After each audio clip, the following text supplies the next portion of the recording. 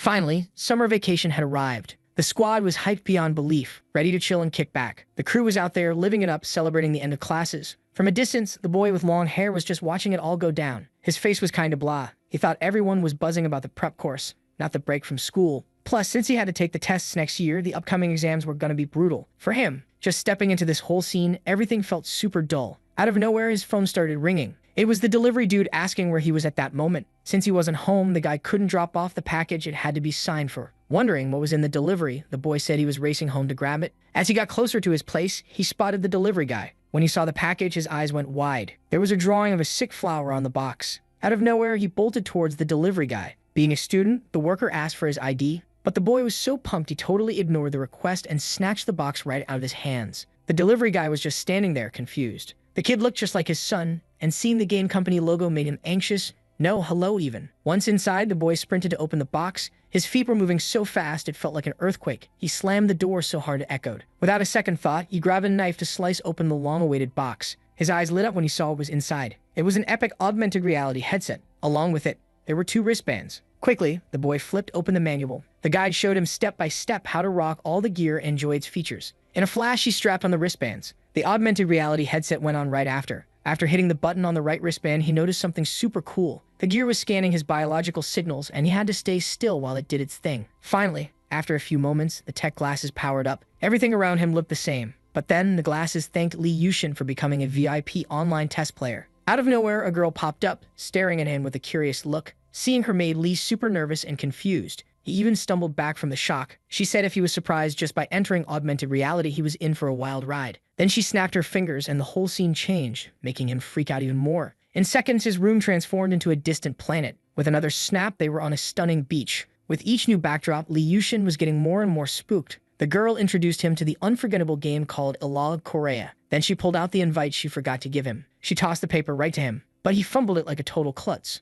Once he grabbed it, he opened it without thinking. Suddenly, holograms started popping out. Seeing the city from the hologram, Lee Yushin was totally mesmerized. He even wondered if all of this was real. By the end of the day, he was buzzing, telling his parents he became a test player for a new game through a legit competition. The soup for dinner wasn't even the most exciting topic at the table. A bit confused, Lee Yushin's dad asked if he wanted to be a tennis player or something, and how long this test would last. Without missing a beat, the boy said it would be 15 days and 14 nights, and he'd be paid by the hour. After hearing his son's plans, the man looked bored and negative. The dreamy boy just stared at him, shocked by the response, when he finally decided to break the silence and ask his dad. The man slammed the spoon on the table, cutting him off. This also startled his mom. Suddenly, the man started shouting, saying that the boy's 3 years in military school didn't teach him anything and being a test player was just wild. With each sermon, the boy got even angrier. Out of nowhere, he jumps up from the table, super upset, saying he'd respect his dad's decision. But the man keeps arguing with his son about the food left on the plate. Then his wife gets really mad, telling him to cut it out, since the boy wasn't going anywhere. She put some morals into that impulsive dude, tugging at his shirt. Looking at her sad son, she shows a thoughtful vibe. The boy couldn't believe he'd have to throw away such a good chance. But for real, he wasn't about to waste this unique opportunity, and he had a plan to dodge his dad's decision. After all this drama, the day of the big test finally arrives. Lee Yushin was already bouncing out of the house, heading to school supposedly. As soon as he shuts the door, he grabs his phone to check a location. Without a second thought, the boy hops on the subway to get there. Yushin lies to the teacher on the phone, saying his family was off on a trip for days. He totally gets lost when asked about the travel destination. Then luck strikes as a huge billboard with the city name pops up in front of him. Without thinking twice, he says his family was going to Quebec, Canada, which makes the teacher a bit suspicious. Noticing the woman's suspicion, Lee puts on a nervous face. But hey, the billboard said Canada was the best place to live, so that kinda justified the trip. Finally, Lee had solved the boring alibi problem, but he needed to prep for when his parents called the principal's office. Still, the boy decides to leave that for later, because for him, the most important thing right then was something else. And it was in that big building, which took a hot minute to reach. Without thinking twice, he steps inside. The headquarters of Real Online was the new goal of that dreamer boy. That would save Lee Yushin from his super boring routine. After a few minutes inside, a janitor approaches him. The dude even thinks he might be in the wrong place. Then, without a second thought, Yushin shows him his bracelet, the invite to the virtual kingdom. The boy felt important rocking that amulet, and his face totally showed it. Then he heads to the VIP area of the spot. After getting his access granted, he goes deeper into the building and sees screens that blow his mind. There were also a bunch of serious-looking people working on the project. Some players were packing impressive weapons that could wipe out anything. Others looked like real knights straight out of a medieval movie. Lee Yushin thought all of that was epic. Carefully checking out the place, he spots a kind of portal. That thing leaves him super confused as it was something totally new to him. In just a few seconds, the silhouette there weirdly disappears. Lee Yushin wonders what just happened. Suddenly, a giant dude with an angry face shows up. The boy jumps thinking it was a bug. The one-eyed man glares at him in a terrifying way, and out of nowhere charges at the protagonist, smashing the ground and sending him flying. Lee Yushin keeps wondering what that was all about. The man was chasing him for no reason. Lee shouts desperately for that strange guy to chill out. He soon tries to hide in a nearby house, but his attempt flops as the man breaks through the wall, entering without any struggle. The guy held an axe that would scare anyone. Lee had no clue what to do to stalk his pursuer. He tried to disconnect from the game while the man got ready to finish him off. Then suddenly, the girl presenter of the game appears, trying to stop the pursuer. At that moment, the boy was in a rough spot, already giving up on life, but thankfully, the girl manages to stop the pursuer with her quick moves. She explains that the enemy might seem overpowered, but he's actually a low-level opponent. Without thinking twice, the girl goes for the man.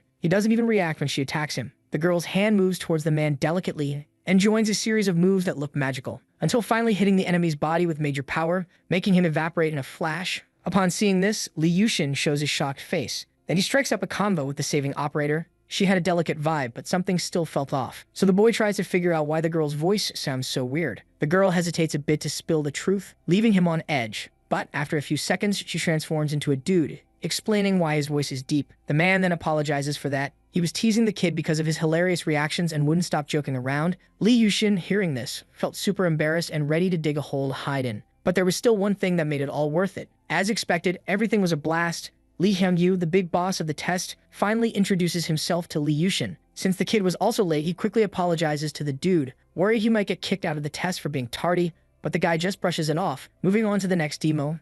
Actual reaction made the kid breathe a huge sigh of relief. With the clock ticking, they kick things off with a tour of the office before proper intros. After hearing this, the kid jumps at the chance, since the delay was on him, and heads off with the guide to the testing hall. In the elevator, they're both hyped, wearing big smiles. Someone on the phone was watching them through the cameras. That someone was the branch manager, Bernadotte. After wrapping up his call, he hangs up. He wanted the product to sell for big bucks, so everything had to be on point. Then he switches off the TV where the kid and his buddy were being watched live. The gray-haired dude was apologizing to the young boy at that moment. The walk to the testing hall felt more magical by the second for the kid. After a few minutes, they reach a tech panel. This gadget starts doing a quick scan of both of them. Meanwhile, the branch manager is busy talking business and lighting up his cigar. Finally, after a few seconds of scanning, the young guys finish the process, and just like that, gate swings open, letting them through. When the kid sees the place, his eyes go wide, totally amazed. There was a ton of high-tech gear everywhere. He had a million questions for his guide, but before he could ask anything, the dude had a mission for him. He needed to put on the special tester suit. Lee Yushin was told to chill in the main room after getting suited up, while the old man checked the gear. The kid stared at the suit, totally blown away by what he saw. Without thinking twice, he stripped off his clothes and tossed his backpack on the floor. After slipping into the suit, he started zipping up all the zippers. Finally, he reached the body adjustment zipper. Once he was all suited up, he had the biggest grin on his face. His excitement was off the charts. He felt like the coolest kid on the planet in that suit. Then he dashed for the main room. Soon, the presence sensor door started to open, letting him through. When the gate fully opened, a bright light flooded in. The kid had no clue what that intense light was. After a few seconds with his eyes shut, he slowly opened them. Then Lee Yushin spotted a girl in a matching suit. She totally caught his eye. Her blue eyes and golden hair blew his mind. He was staring at her like she was some kind of magic. He thought she was just another version of manager Lee Hyung-yu. The girl looked a bit confused by that. Lee Yushin then starts complimenting this new version of the manager's operator, pointing out a cool feature. Those golden locks smell like a sweet shampoo commercial. Suddenly, the old man pops up out of nowhere, saying Miss Maria just washed her hair. That's why it smelled so good. Realizing she wasn't just a different operator, the kid felt super embarrassed. The girl quickly shoved him away, roasting his ugly face. She even threw out some threats, but she looked like she couldn't hurt a fly. Without missing a beat, Lee Yushin apologized and stepped back. Then he tripped over a machine that was just chilling there. With that, the clumsy kid fell onto a capsule-looking device. The machine started doing a user check and kicked off a revitalization process. Freaking out, the kid started yelling for manager Lee. Maria, watching this train wreck, thought the kid was a total idiot. Hearing her roast made him feel a bit embarrassed. The old man apologized to Maria, explaining that due to some tech issues, they had to merge the online reality server with the simulator. When she heard this, the girl got furious, not accepting that Lee Yushin was just a regular user. Meanwhile, the kid was pretty annoyed by the nicknames she threw at him. She was totally not vibing with the manager's idea of bringing a civilian into the training simulator, worried that the higher-ups would catch wind of it. Once again, the old dude apologizes and explains that after the last incident, if the online reality hadn't merged, the simulator would probably be toast. The boy was itching to kick things off, since they were diving into some seriously confusing stuff. While messing around with the machine, he felt the absence of a user manual hit hard. After fiddling a bit more, he got a little freaked out. Lee Yushin realized there was no instruction manual for the game on the main screen. Meanwhile, the girl was getting even more heated with the old man after finding out about the mission she had to tackle. but they got the whole picture and decided to give her full access to the training simulator. When she heard this, the girl chilled out a bit. Li Yushin at that moment was just watching the argument, totally lost. The old man then asks if there would be any issue with canceling that. The girl, hearing this, grinds her teeth in frustration. She then snatches her helmet, filled with rage, and warns the man not to even think about ending that, or she'd make sure he regretted it. After all this, the man thanks Miss Maria for her kindness. She, in turn, just gives him the finger. Then Maria lowers the visor of her helmet and hops into a machine just like the one Li Yushin was in. The old man quickly says they'd figure out the controls as they went and that the boy should get ready. Without missing a beat, Li lifts his helmet to give a thumbs up to the man and settles back into the capsule, waiting for the game to kick off. Then finally, the old man announces he's about to start the server. Besides the gray-haired dude, there were a bunch of other people grinding away in that same setup. The guys were glued to their computers, looking super serious. And after a ton of chatter and debates, the players' capsules seal up. One of the operators then yells saying he's activated the Terra injection. Another chimes in saying he's checking the assimilation rate. Meanwhile, Li was inside his capsule, feeling pretty jittery. The boy felt this crazy heat building up, which seemed to spike as time went on. Then the manager tells him that the energy from the exchange between the program and his body would fade soon. Suddenly, one of the operators yells saying the assimilation rate shot past 70%. In a flash, the percentage jumped to 80. When it hit 90, the two testers were already geared up for their mission. Finally, when the assimilation rate hit 100%, the manager calls for the game to start. Then, the countdown kicks off. The machine studied the players' bodies, which at the end of the countdown confirmed the process was complete. Li Yushin, at that moment, was chill and had his eyes closed, just like Maria, who was ready to back him up on this mission. Finally, the virtual reality simulator powers up, and soon it reflects on the boy's state, who starts to teleport. The same goes for the blonde, who was already used to all this. The manager then wishes them a wild journey filled with epic experiences. Li Yushin hears a weird sound and a familiar feeling and instantly knows what was bugging him. It was rain dripping on his face. That sensation was so real it barely felt like virtual reality. Even the drops of water were cold and totally felt legit. He remembered lying in the capsule and couldn't figure out why he felt so chilly. Plus, he was decked out in some strange armor that came with a cape, just like a superhero's. After taking it all in, the boy was shocked to realize where he was. He was standing on ground he'd never seen before and already knew where he was. He found himself in a massive castle. Suddenly, a soldier tells the general that enemy troops had rolled up on the plains. Hearing this, Li freaks out, thinking he was just in a tutorial. Out of nowhere, a man approaches him, calling him general and saying that standing around would make the other soldiers antsy. He wanted Li to give orders to the whole platoon, but the boy felt totally lost in all of that. At that moment, all the soldiers were staring at him with eager faces. Soon, Li realizes that his armor belonged to a commander-type character. Then he asked the man if those were really the plains, because there was only an ocean surrounding the entire castle. The man then says that even God would wish it were just black water. Li Yushin is even more shocked to learn that it wasn't a real sea. The boy's confusion was about what the man was saying at that moment, since there was no ocean there. Then the boy's eyes widen, and he finally realizes that this ocean was actually a sea of enemies.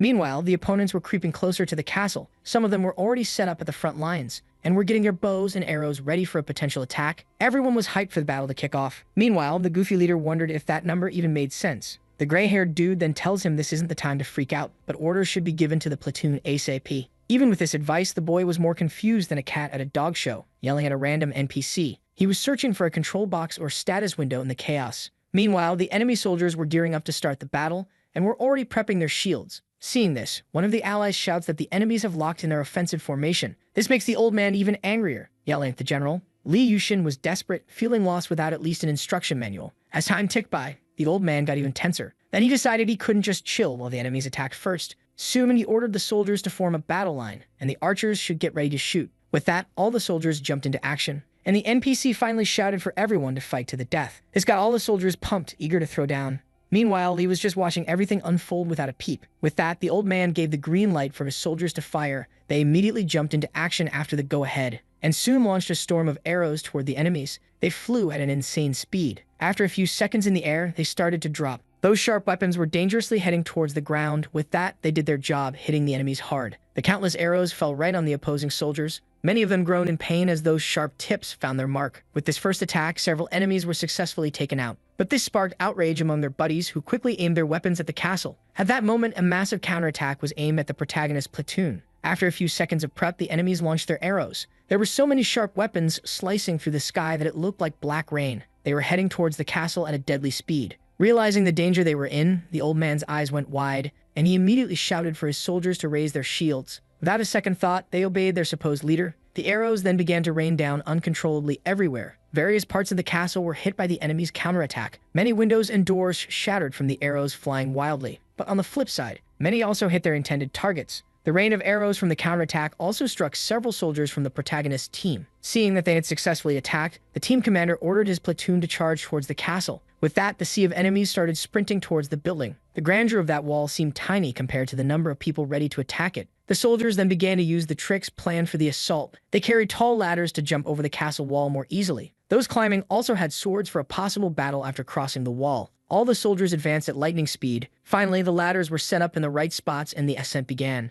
At the end of the ladder, the soldiers used other means to climb. They all also had ropes to make the mission easier. Almost reaching the top of the wall, a soldier spotted something that freaked him out. The castle defenders were hurling boulders from the highest point. The heavy stones fell from above like an atomic bomb and smashed into the climbers with crazy force. All of this was commanded by the gray-haired old man, who wasn't about to let the soldiers invade the castle. After hearing more orders, the soldiers worked tirelessly with the stones. Several of them were thrown, hitting the climbers and their ladders squarely. The guys who were almost jumping over the wall were stopped by spears. The spears had such insane sharpness that they pierced the invaders' armor. Many of them screamed in pain as it pierced their bodies. One of the guys gets hit in the chest by the spear. The soldier coming behind him doesn't even care about his buddy's injury and uses his body to push himself up and keep climbing. Meanwhile, the castle's defenders kept using their spears. Realizing that the enemy wouldn't be stopped by his friend's body, one of the soldiers screams in desperation. But it was already too late. The invader reached the highest point and smacked him right in the face. Not even a helmet could block that epic hit, and the brave soldier crashed to the ground, seriously hurt. Only the tears streaming down his face could show how much it hurt.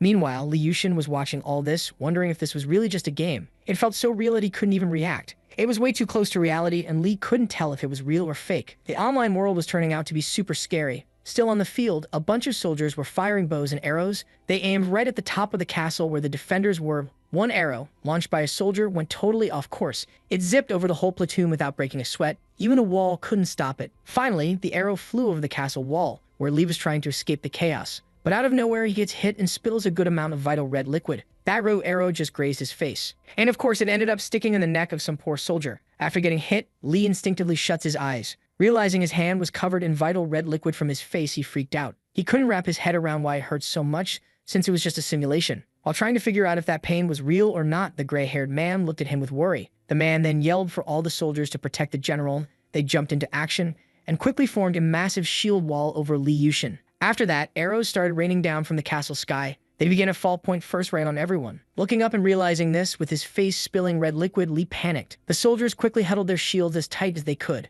Then the arrows started falling from the sky like raindrops. As they hit the shields, the general got even more scared. After a few seconds, all the arrows finally stopped falling. Li thought this whole situation must be a game glitch. He still couldn't find the control window. He couldn't believe the mess he had gotten himself into. He was totally trapped in that chaotic place. Once the attack stopped, the redhead quickly ordered the archers to regroup. After everyone left, only Li was left kneeling on the ground. He was super scared and covered his ears with his hands. Then, someone came up to him. It was the gray-haired man, grabbing him and asking how long he would stay like this. The guy didn't get why the leader wasn't giving orders in a situation like this, but the boy just looked at him, totally confused. He just wanted an escape button to end all this madness. Suddenly, Li Yushin started crying, begging to leave the game. He didn't want to be there for another second. The old man stared at him with a scary expression, and then started shaking him, not getting a word of what he was saying. A little way from the castle, someone was watching the war unfold. He was hiding behind a bunch of invading soldiers and thought it was all a total snooze fest. Then, out of loyalty to the boy's dad, he decided to jump into the action. The man moved quickly, wielding a massive axe,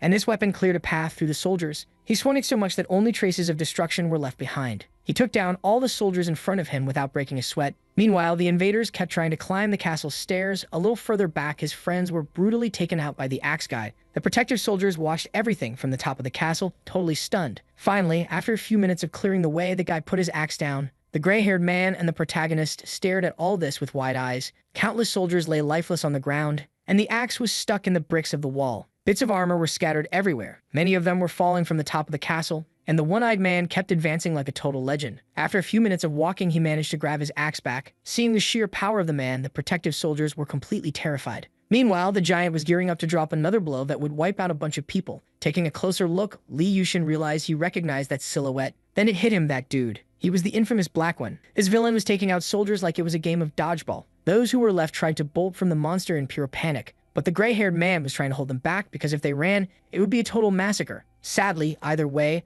lives were being lost left and right. Black One charged at the soldiers with zero mercy or pity. When the gray-haired man saw the monster coming, he freaked out. But it was already too late. The giant was relentless. Even though everyone was ready to throw down, they couldn't stop him. He wiped out the entire battalion without a second thought. The soldiers were taken out brutally, screaming for their lives. Many got tossed aside like ragdolls after getting smashed. The old gray-haired man just stood there looking completely defeated. All of his soldiers were horrifically taken out, necks snapped. Only bits of armor and broken swords were left scattered around. The only one left standing after that endless slaughter was Li Yushin. Blackwen then asked why he was hiding behind all that armor with no one inside. The guy also said that the boy's dad was way weaker than him. The dude had played with fire so much that he got burned by the giant. Suddenly, Blackwen started swinging his sword. Li Yushin watched, heart racing for his life. The guy then moved closer, reminding him of how his dad had gone down. Li, in that moment, thought about his own end. He also wondered if the game would end if Blackwen took him out. The giant questioned why the boy wasn't picking up a sword to fight back. He seemed a bit confused when he heard the boy's voice. Li thought he had already kicked the bucket moments ago.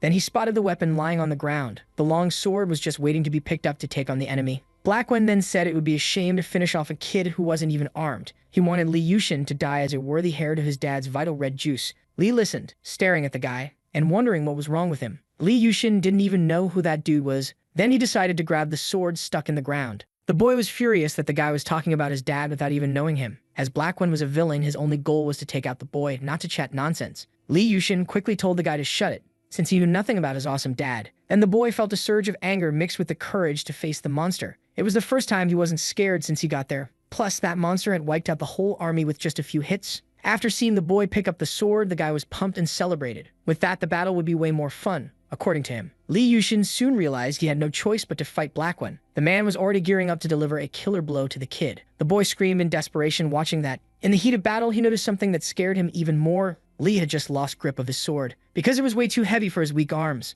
The weapon stayed there, stuck in the ground, motionless. And the end of the line came for the protagonist. As he swung for the final blow, his enemy mocked him, calling him a clown. Then finally, the boy snapped back to reality and the manager announced the end of the test. Everyone watched the protagonist despair on a massive screen. One of the operators then confirmed that the total game time had been 6 minutes, 1 second, and 33 milliseconds. Upon hearing this, the manager asked about the assimilation rate of the test subject. Meanwhile, Li Yushin was still stuck inside the augmented reality capsule. He was trapped and his body was shaking, trying to break free. His teeth were grinding from all the anxiety he felt. The operator then replied to the old man, saying that the assimilation rate hit 100%, and that the last test subject was probably feeling some serious death pain. With that, the man concluded that leaving him in a vegetative state would be enough for that day. He then ordered his crew to upload the recording to report to the branch manager. The system should also be rebooted by them ASAP. This dude wanted the test subjects to experience what the virtual reality simulator called Hell was all about. Meanwhile, at Li Yushin's crib, his mom was calling him for dinner, cause she whipped up his fave soybean stew. She thought the kid would just bounce to the gym without even tasting the food.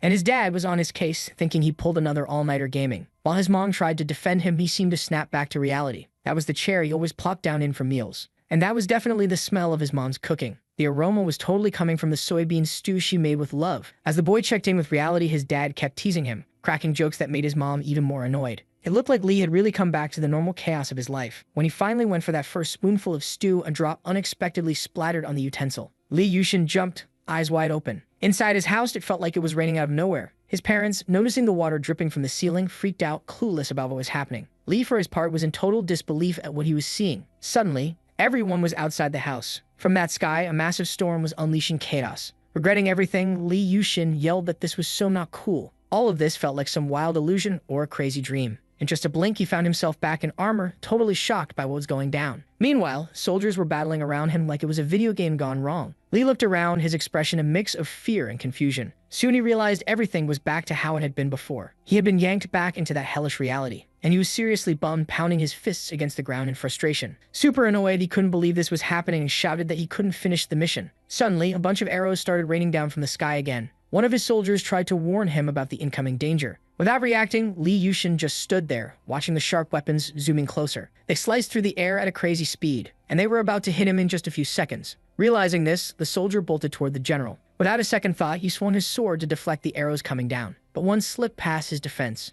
and it nicked him on the helmet. This sent a piece of armor flying off. When Li realized who was behind those outfits, his eyes went wide. The person had huge black hair. Turns out, the so-called soldier was a brave gorilla girl. The girl then approached the protagonist, who was lying there like a potato. Then the boy asked where she had popped up from. The girl looked to be around his age. The savior locked eyes with him, her expression a mix of worry and determination. Li quickly figured she probably had something important to say. She then dropped the bomb that she didn't want to say anything other than a seriously disturbing piece of news. It was that the axe monster would be back soon. Hearing this, Yushin went into shock, totally frozen. Suddenly, he started shouting for the team leader to shut down that game right now. He wanted all of this to end ASAP. Then the gray-haired dude interrupted him, asking for calm, cause orders needed to be given to keep the soldiers from freaking out. That general was the son of the former leader, and the gray-haired guy thought the frail boy could actually take down Blackwen. But Li Yushin just kept being scared out of his mind. Meanwhile, all the soldiers showed they believed in the boy's victory. Then he started shouting that it was impossible for an ordinary student to fight solo against a monster like that. Li Yushin wasn't even the real general of that squad and just wanted to escape that cursed game as fast as possible. After hearing the boy's words, the whole platoon was stunned.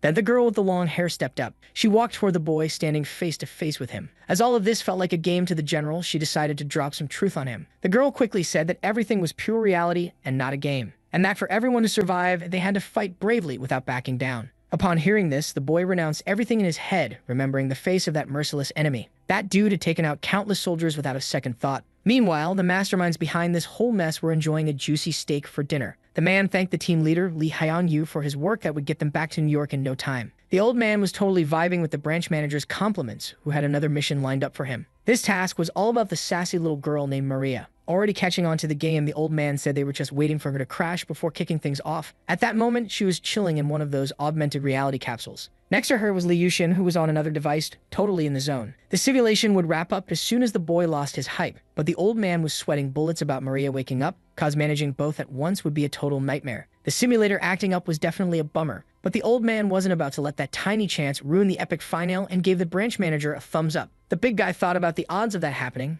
and dropped an example of what would totally wreck the end of the tests. This chance was all about Li Yushin's simulation. Cause if he took down the infamous Blackwen, it would probably mess up the whole augmented reality game tests. And right then, the two were deep in the game. Out of nowhere, the team leader got a call from someone. This instantly grabbed his attention. It was the main character, who was totally aware of all the spying, begging for his basic skills and sword skills to be cranked up. Meanwhile, the branch manager was just watching the boys panic without a care in the world. Lee Hyun-yu then chimed in about the chance of plans going south, and said the odds were practically zero given the boy's situation. Trapped in his capsule, he screamed as he saw Blackwen closing and his eyes were wide with a look of pure desperation at the big guy. Then, out of nowhere, Blackwen attacked, wiping out the protagonist. He screamed in agony, feeling every bit of the pain. Seeing that, the leader asked the manager if he had any intel about the kind of immortality Blackwen had. Even if his DNA got wrecked, it wouldn't change a thing. The fact that he was a walking disaster wouldn't budge either. After getting wrecked again by the monster, Li Yushin looked up at the sky totally defeated. After that convo and watching the boy crash, the branch manager realized he had stressed for nothing and went back to munching with his buddy. The old man just cackled at the whole scene, while the simulator flashed the end of the second operation. Suddenly, the info panel lit up, signaling another simulation was kicking off. The protagonist was totally confused, wondering how many times this had already happened. He thought about facing death over and over, and that was his whole vibe at that moment. At first, he was hit with fear and ended up losing his lunch.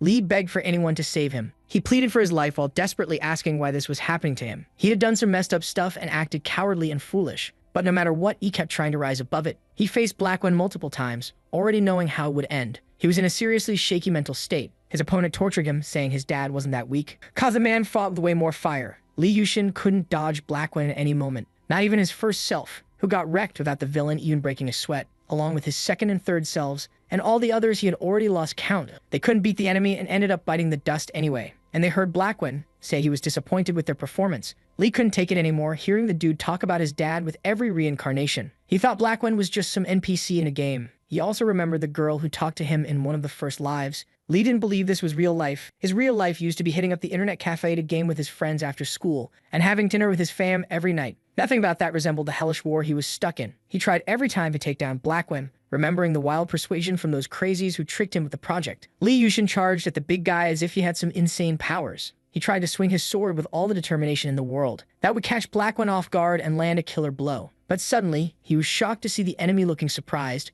Blackwen, in a split second, spun around and dodged the boy's attack. After taking the enemy's hit, Lee crashed to the ground, totally wiped out. Once again, the big guy brought up his dad for no reason, and said that when he mentioned the boy's tutor, he got even more fired up. Everything seemed lost for the boy, who, lying down, could only stare at the sky. Then he starts to get up, saying he gets it now. With that, he throws down a challenge to Blackwen, saying he never back down again. No matter how many times he ripped out his eyeballs or tore him apart, Lee wouldn't flinch or run away. After reviving so many times, the boy figured he could take down his enemy, and that was all he had left at that moment. When confronted like that, Blackwen starts to glare at the boy. and then delivers another hit to the protagonist, finishing him off again. With that, the boy vanishes from the scene and everything resets like some wild magic trick. Then the info panel pops up saying the 31st simulation was about to kick off. After so many tries, Lee Yushin realizes there's only one way to survive, and that's to fight back with everything on the line. Suddenly, someone rolls up, handing him a weapon. It was the girl, saying he didn't even compare to the enemy, even when he fought back, and that stung. But even feeling all that pain, he didn't hesitate to keep going.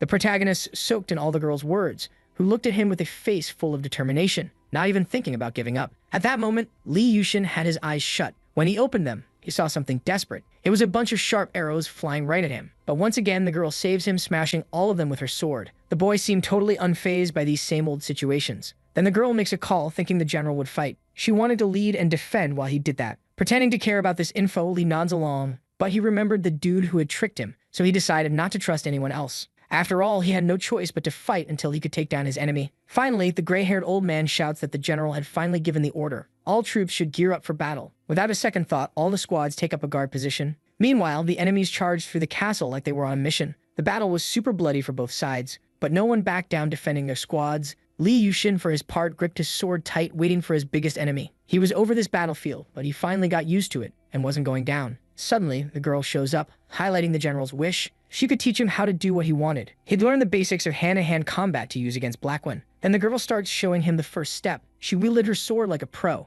and charged at the enemies without a second thought. She took down the foes with her slick moves. The girl held her sword with insane strength and determination and kept using her weapon to wipe out all the enemies. She charged at dozens of opponents without a hint of fear. Her focus was clear in her eyes. While she practiced the most flawless fencing, Lee Yushin watched, eyes wide, totally impressed. The girl had taken down practically an entire squad all by herself, barely breaking a sweat. According to her, even at his limit, the boy should keep his sword raised until the end. After seeing those perfect fighting moves, the protagonist realized the girl's strength. Suddenly, the gray-haired man shouts about the battle starting and that everyone should fight until their last breath. Hearing those commands, the soldiers shout with bravery. In just a few seconds, the war kicks off between hundreds of men. A little distance away, Lee Yushin watched everything unfold. Suddenly, an enemy pops out from the crowd, aiming to take him down. Without hesitation, the protagonist bravely swings his sword to face this foe. With that, he blocks the man's attack, but then hesitates to finish him off after the block. Meanwhile, the girl was slicing through the crowd. She didn't hesitate while swinging her sword, and all the enemies that crossed her path were wiped out without mercy. After a lot of effort, Lee Yushin finally knocks his opponent to the ground. He then realizes that if he wanted to survive, he needed to take that enemy out. That man looked at him with a terrified expression, almost begging for his life. Then suddenly, one of his allies rushes in, trying to stop the protagonist. But it was already too late, as Lee had made up his mind that if he didn't kill the enemy, he'd be the one getting killed. With that, he finally drives his sword into the opponent's body. He thrusts that sharp blade into the man brutally. The opponent screamed in intense pain from that fatal blow. Suddenly, Lee feels something jab into his body. That man, even wounded, had managed to hit him back. Then the boy realizes how tough it is to take down a human being. Not even his armor could block that sword. After finally finishing off the enemy, Lee yanks that blade from his body. He's seriously worried about whether he'll make it out alive after this. Then the girl shows up with her sword raised. Lee Yushin instantly clocks her presence. His eyes go wide when he sees the danger she's in right then. An enemy was creeping up on her, ready to cause some chaos. Sadly, the dude gets exactly what he wanted. As she starts to disintegrate, she gives her last words to Lee Yushin, telling him to never lose hope of getting home. Then she begins to fade from the simulation. She had also taken a bunch of arrows in her back. Watching that, Lee's face twists into pure rage after hearing the girl's last words. The boy gets furious, since she was just an NPC made by Lee Hyun-yu and barely knew what home really meant. She acted all wise, but didn't get why Yushin was even fighting. She listened to all his reasons while staring into his eyes. Then Lee realizes something's off in that gaze. The girl even tries to say something to her general, but she can't, as she starts to get kicked out of the augmented reality. This was happening because of the fatal arrows she took in her back. Lee Yushin, for his part, watched that with total despair in his eyes, and he kept thinking about what she wanted to say before getting sneak attacked. The protagonist was completely outraged for not hearing her out fully. After all that despair, he grips his sword tight in his hands and decides he's going to fight until he can't anymore. He'd follow the girl's advice to keep swinging his weapon during the battle, because that way he probably wouldn't lose it. Lee Yushin just needed to take down one person, but first he had to face an entire army. He didn't need to wipe out everyone. Lee just wanted his main target, which was Blackwin. If he took out that enemy, he'd be way closer to going home. But the battle was super tough, and Lee wished he had more strength. Then the opposing squad noticed his weakness and charged at him. In just a few seconds, a bunch of enemies were on him. Several swords stabbed into his body and seriously hurt him. The pain was so intense that Lee spat out vital red liquid. With this defeat, the panel kicks off the 33rd simulation. Up to that point, Yushin was still feeling the pain from those hits. But suddenly, he widens his eyes and stops feeling that sensation. Then once again, the protagonist goes back to the start for another shot. He's born in the simulation pretty angry, cursing his enemies. He charges at those guys without mercy, taking down everyone in his way. And not satisfied, he goes after more foes to eliminate. With that, some unlucky ones who dared to stand in his path end up getting wrecked. Lee Yushin finished them off with crazy ease. This time he took out 3 guys without breaking a sweat. Nothing could stop the boy who was hyped to get home. Each finish was celebrated by him like a champ. With every failed attempt, the simulation reset again. With that, Lee had even more chances to master his weapon. He spilled vital red liquid from the enemies as part of his training. Their body parts flew through the air from there. Lee Yushin's expression at that moment was pure rage. He only thought about taking down more and more people every second. Anyone who crossed his path ended up getting sliced. Lee strictly followed all the tips from the warrior girl, including the one to always keep his weapon raised. He was definitely getting the hang of it. His sword didn't feel as heavy as before. It sliced through the air with crazy ease and also took down enemies without much effort. The protagonist loved the thrill of defeating his opponents more and more. After fighting hard, he stops to catch his breath. He seemed to have taken down about 5 or 6 enemies in just a few minutes. As the rounds went on, his strength and energy grew, and luckily these stats didn't reset after the round ended. This was definitely great for his evolution, but still he didn't feel happy about it all. While the kid was lost in thought, the warrior called him. Then Yushin realizes the likely reason for his unhappiness. Everything seemed to be because of that girl. As usual, she tried to say something to him. But suddenly, a bunch of arrows started flying. And guess what? The cycle just keeps repeating itself. Lee watched the girl on the ground, wishing she hadn't been picked for that cursed test. Her face was a total downer, no doubt about it. To Lee Yushin, she was just a ghost conjured by this messed up place, but he couldn't shake off why it hit him so hard. Once again, the info panel popped up, kicking off the 65th simulation. Already leveling up, the dude counted his victims. 9 enemies? Paft, that was child's play. He took out about 10 opponents in no time, barely breaking a sweat. All this while, Yushin thought he was a lucky dude, finishing some off with his rookie sword skills. A bunch of enemies charged at him, ready to mess him up, but the protagonist stood tall, looking brave as ever. As he ripped off his cloak, he had a thought about the whole situation. Quickly, he managed to wound one of his foes before the others showed up. Then he tossed his cloak over the injured guy. With that, a flurry of arrows hit it right on, and pierced his skin like it was made of paper. Even the pendant from his cloak went flying from the impact. Turns out some arrows from his own squad hit him in the back. Seeing he did the right thing, Lee Yushin flashed a wicked little grin. With that, he gripped his sword tight. This left his enemies wide-eyed and panicking. Then the protagonist charged at that whole squad. The soldiers tried to stab him with sharp harpoons, but he was too quick. Luckily, Lee dodged an attack that would have been game over with that weapon. Then he snatched it from the enemy's hands. With that, he lifted the opponent using the harpoon shaft. The enemy screamed in desperation as he flew through the air. Then Lee slammed him down hard. But just when the boy was about to finish his opponent, someone snuck up from behind. It was another enemy swinging a massive sword, ready to take him out to save his buddy. Luckily, Yushin caught on just in time before a fatal hit. Then he wrapped up what he was doing and tossed pieces of the dude at the other enemy. With that, another foe charged at the protagonist, and without breaking a sweat, the boy took him out with the sharp harpoon. One last enemy was about to get finished off with the tip of the sword right in his face, but Lee Yushin unusually paused to catch his breath. The adversary, meanwhile, was screaming for his life. Then the protagonist noticed something cool while prepping his sword to finish off the enemy. He was definitely getting stronger and stronger. Even after taking down that squad, another group came at lead for round 2. There was still one more thing he noticed. Even though his body was pretty banged up from the cuts, and his red vital juice was leaking from his mouth, he still hadn't kicked the bucket. But there was a catch to all this. It seemed that only Lee Yushin was left standing. Not even the old dude who loved to shout was around making noise. Not even that annoying knight with the red hair had survived. No allies in sight. They could be dead or just bailed, leaving the protagonist solo, but he didn't care. Because from the jump, this fight was his with a strong urge to get home. Then an enemy with a massive weapon approached the boy. Lee glared at him with a seriously angry face. The adversary, seeing just a kid in front of him, was grinning like he just won the lottery. Then he grabbed something and tossed it at the protagonist. It looked like a piece of someone's body flying through the air. Then it landed right in front of Lee Yushin. He quickly leaned in to check it out, trying to figure out what it was. When he turned, he realized it was the hair of the fallen gorilla girl. Yushin's eyes went wide, not believing this level of cruelty. All the other soldiers seemed to take pride in that moment. They showed zero respect for a girl in battle. Lee Yushin had no doubt he was alone in this fight, but he realized that girl had just been there a second ago, and he had no clue what she was thinking. So suddenly, the other enemies started launching more weapons at the protagonist. Unfortunately, some ended up hitting him hard. With that, the info panel popped up again, kicking off the 67 simulation. Lee immediately asked the girl why she was smiling like that. He didn't get why she was smiling at that moment, but she seemed totally clueless about what the boy was talking about. Suddenly, an enemy showed up, trying to hit the girl. Lee Yushin was already peeping at everything, knowing how it would all go down. The girl was leaking a ton of vital liquid from her wounds. Then Yushin drops the bomb about the moment she had doubts about until now. He says that a warrior always smiles before kicking the bucket, and again asks why she does that every single time.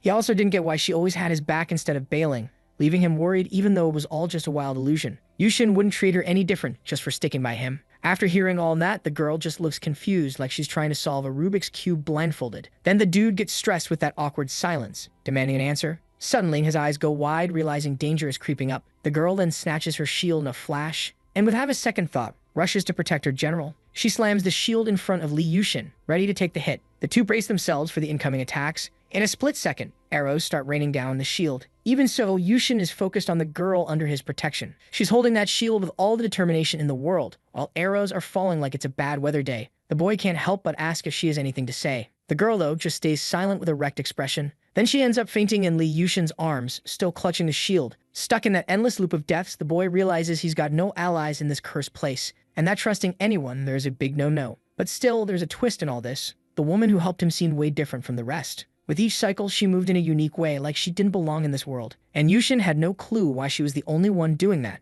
Again, she calls out for her general. Everything plays out just like before. In a few seconds, another storm of arrows comes flying, and she hits the ground, wounded, calling for her general, trying to say something. This revelation always left Yushin super curious. No matter how many times he asked or yelled at her, he never got a reply. So, from then on, Yushin had to switch up his game plan. At that moment, a shower of sharp arrows fell from the sky. The boy stood there, watching the kneeling figure. After a few moments, the info panel pops up, signaling the start of Simulation 137. At that moment, the gray-haired old dude shouts to the general, saying the enemy army is moving toward the plains. But Yushin seemed to not care about anything going on. He didn't give a hoot about that cowardly army. They were just staring at him with dumb looks. Lee honestly didn't give a damn about those walking trash bags. The only thing he cared about was right in front of him. He walked up to her with a totally admiring look. He locked eyes with her, like she was the only thing that mattered. Suddenly, he shouts to everyone that he's going to be on the front line during the enemy attack. The gray-haired dude, hearing this from the general, freaks out. The reaction of the red-haired boy isn't much different. Even the girl tries to change Yushin's mind, but he,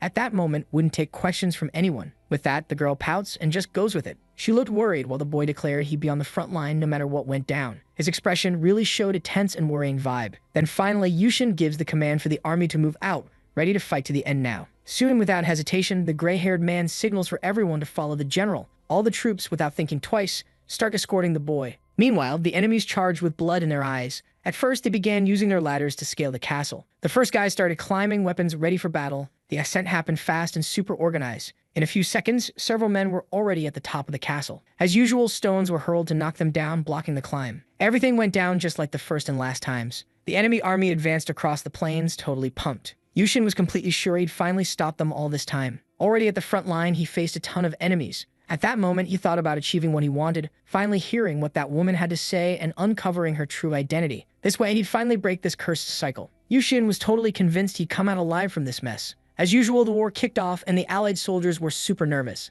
Then, the girl gorilla also took the front line. Meanwhile, Yushin was already fighting non-stop, and with the girl's help, he took down a bunch of enemies. He was itching to find out who that woman really was. But first, he had to make it through this chaos. Finally, the cowardly allies decided to charge at the enemies, but they all ended up getting wrecked without even trying to fight back. They were seriously just a bunch of scaredy cats with zero guts. Some others even bolted, tails tucked between their legs. But Yushin didn't care and didn't want any help from those traitors. Glancing over, he noticed something super concerning. It was the girl fighting bravely, but putting herself in major danger. At that moment, she was about to get hit by a fatal axe swing. Without a second thought, Yushin jumped in to save her. And lucky for him, he shot an arrow that nailed the enemy, stopping them cold. All of that was done with mad skill by the boy. That was the moment he had been waiting for. The girl's assassin had gone to a better place. She, on the other hand, took a breather after all that craziness. They were at a crossroads, the last two standing on the wild battlefield. Then Yushin slowly walked over to the girl. Getting close, he opened his arms, ready to protect her. In that stance, he waited for something he knew was coming. Kneeling on the ground, she looked at him, totally confused. Soon, she questioned what he was doing. But he already knew that in a few seconds,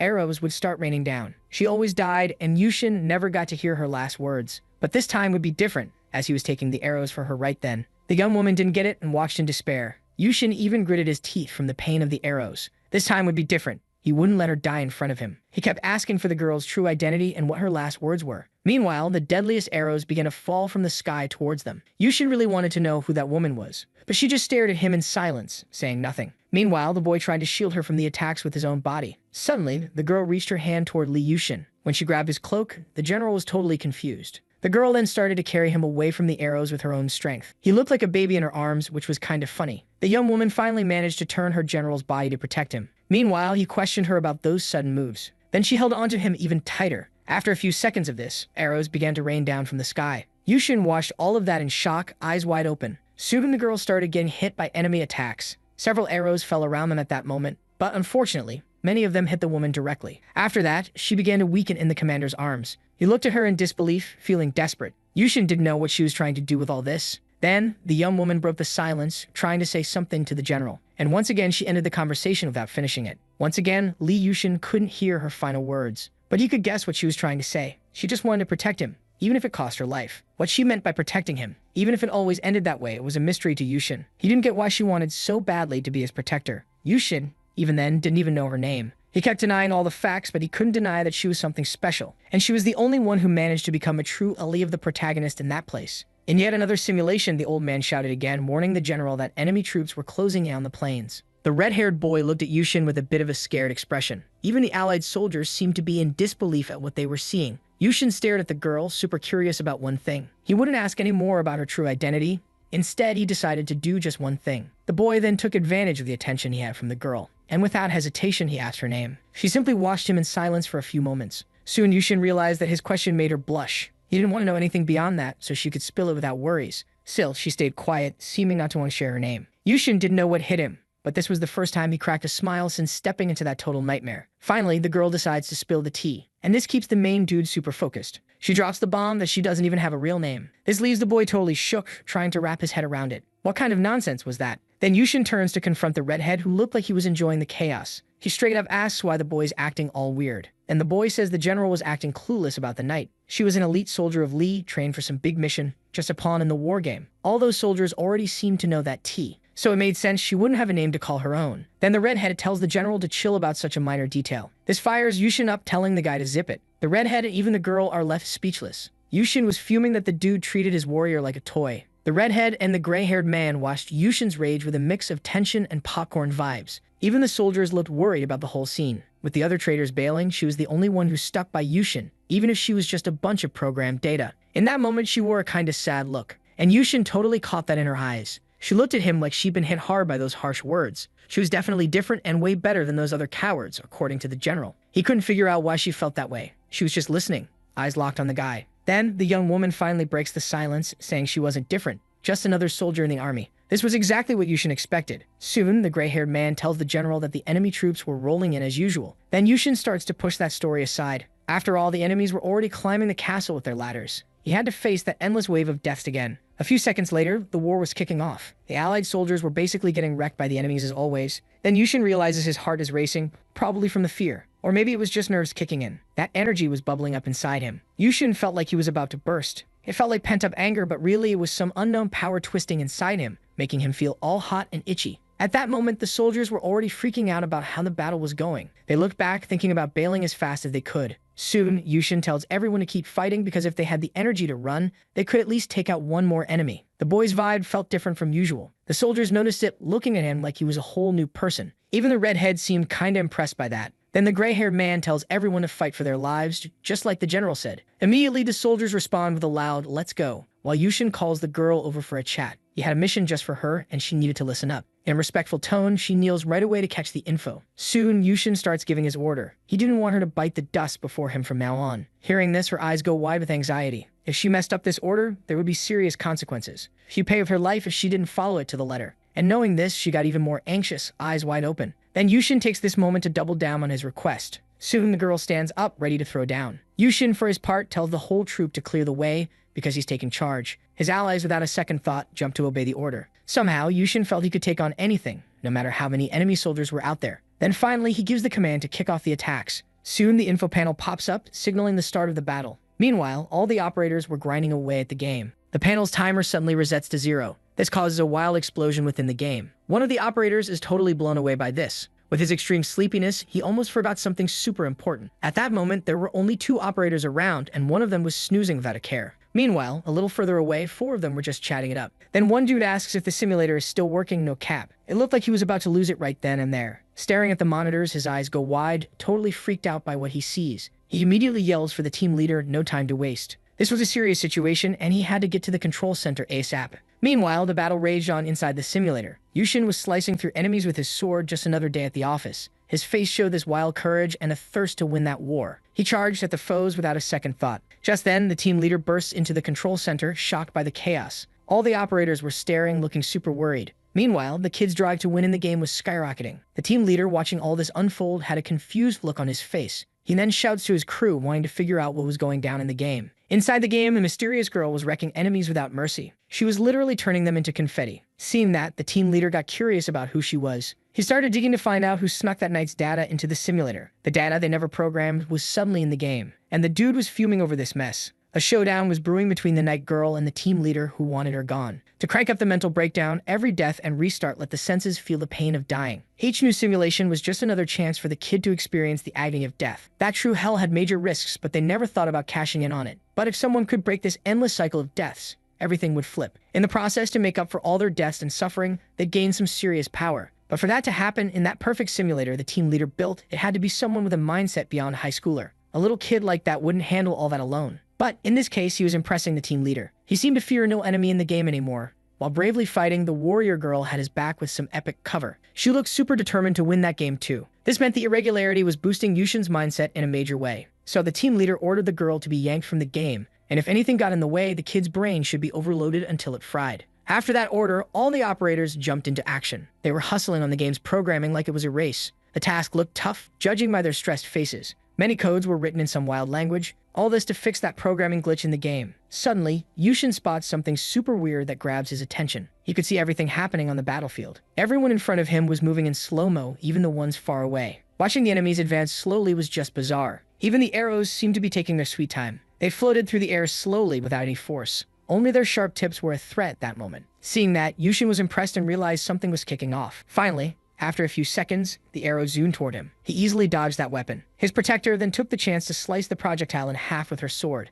The arrow shattered into pieces after getting hit hard. Meanwhile, Yushin was taking in everything around him, deep in thought. It was still pouring rain at the battle site. Then Yushin started listening closely. Just by hearing the nameless knight's breathing, he felt something. She was sticking to the special request up to that moment. And this made Yushin crack a small smile of joy because his order was being fulfilled. But no time to chill, the enemy army was already charging at him again. Yushin faced them with a fearless look, ready for whatever came next. Then, one of the soldiers let out a massive shout to scare him, and Su charged at him with 2 sharp harpoons. On the defensive, Yushin watched the attack with insane calmness. He took advantage of the enemy's slip to dodge the attack. Meanwhile, the cowards watched everything, totally impressed. The protagonist then snatched the 2 harpoons from the enemy. Soon he started spinning the bases of the weapons. And he also lifted both weapons, planning to suspend the opponent in the air. This causes the man to be launched away, screaming in panic. He flew through the air, clutching his harpoons, terrified for his life. After finally crashing to the ground, he faces Yushin with pure despair on his face. The protagonist was already closing in to finish him off without mercy. Then finally, Yushin brandishes his sharp weapon and takes out his enemy in a savage and brutal way. From that moment on, all the foes looked at him with scared expressions, fearing for their basic lives.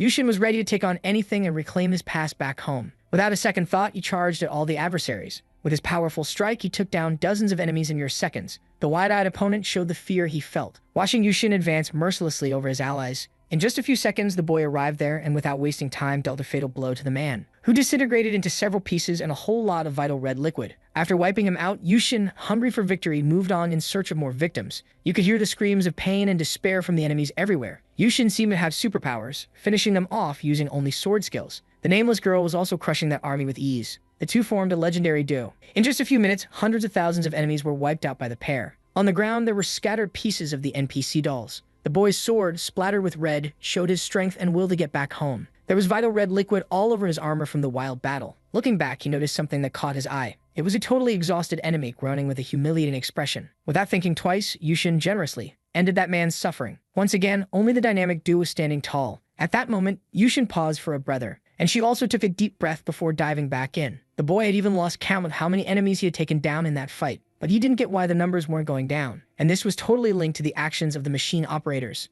Lee Hyeonyu was also messing with the game at that moment, and he seemed super happy tweaking the game results, making everything tougher for Yushin. The enemy count seemed to be increasing non-stop in a weird way. Then the girl approached Yushin and asked if he could still keep going. At that moment, the protagonist felt a sensation like heat. That defied logic, but he could feel an inexplicable rise in temperature where his cold armor touched. Even if Yushin couldn't, he had to keep going. Because in that place, he wouldn't survive even a second unless he fought bravely. The girl then told him that fighting was a tough gig. Everyone, no matter how chill their lives seemed, had their own battlefield hidden in their hearts. Hearing those wise words from the girl, he thought about his own battlefield. This made him flash back to the past where he was running late for class. After a few minutes, he finally found himself in the classroom, doing his own solo assignment. And it was super easy to lose in a fight there, even risking his life. The girl suddenly suggested that the boy just give up. He looked at her confused. For her, giving up was an easy choice, especially since everything would end anyway. If Yushin stayed firm in his determination to fight until the end, the battlefield would stick with him until then. Soon he realized that was probably why, despite all the deaths he had seen, he could still defend himself against enemies in a place like that. And he also always had a loyal protector behind him. So Yushin asked her why she always kept protecting him. As always, he was sure he wouldn't get an answer, but still decided to ask. Again, the boy insisted that he wanted to know the reason for that. To him, she had become a battlefield he could never give up on. And that look of hers hit his heart like a symbol of love. Yushin didn't even need to turn and follow that gaze to know that his senses had become so sharp he could feel it coming. There existed a pattern that neither he nor she could break. Not once since the beginning could the rain of arrows be avoided. After thinking all these things, Yushin asked the girl for an answer again. He thought she might give up on it all, but the girl wouldn't break her silence for anything. Meanwhile, the adversaries advanced, cornering the two. At that moment, the nameless girl looked totally white from all the fighting. In a wild twist, she just tossed her weapon aside. Her steps were something Yushin had never seen on a battlefield before. They were completely free of any sadness or doubt.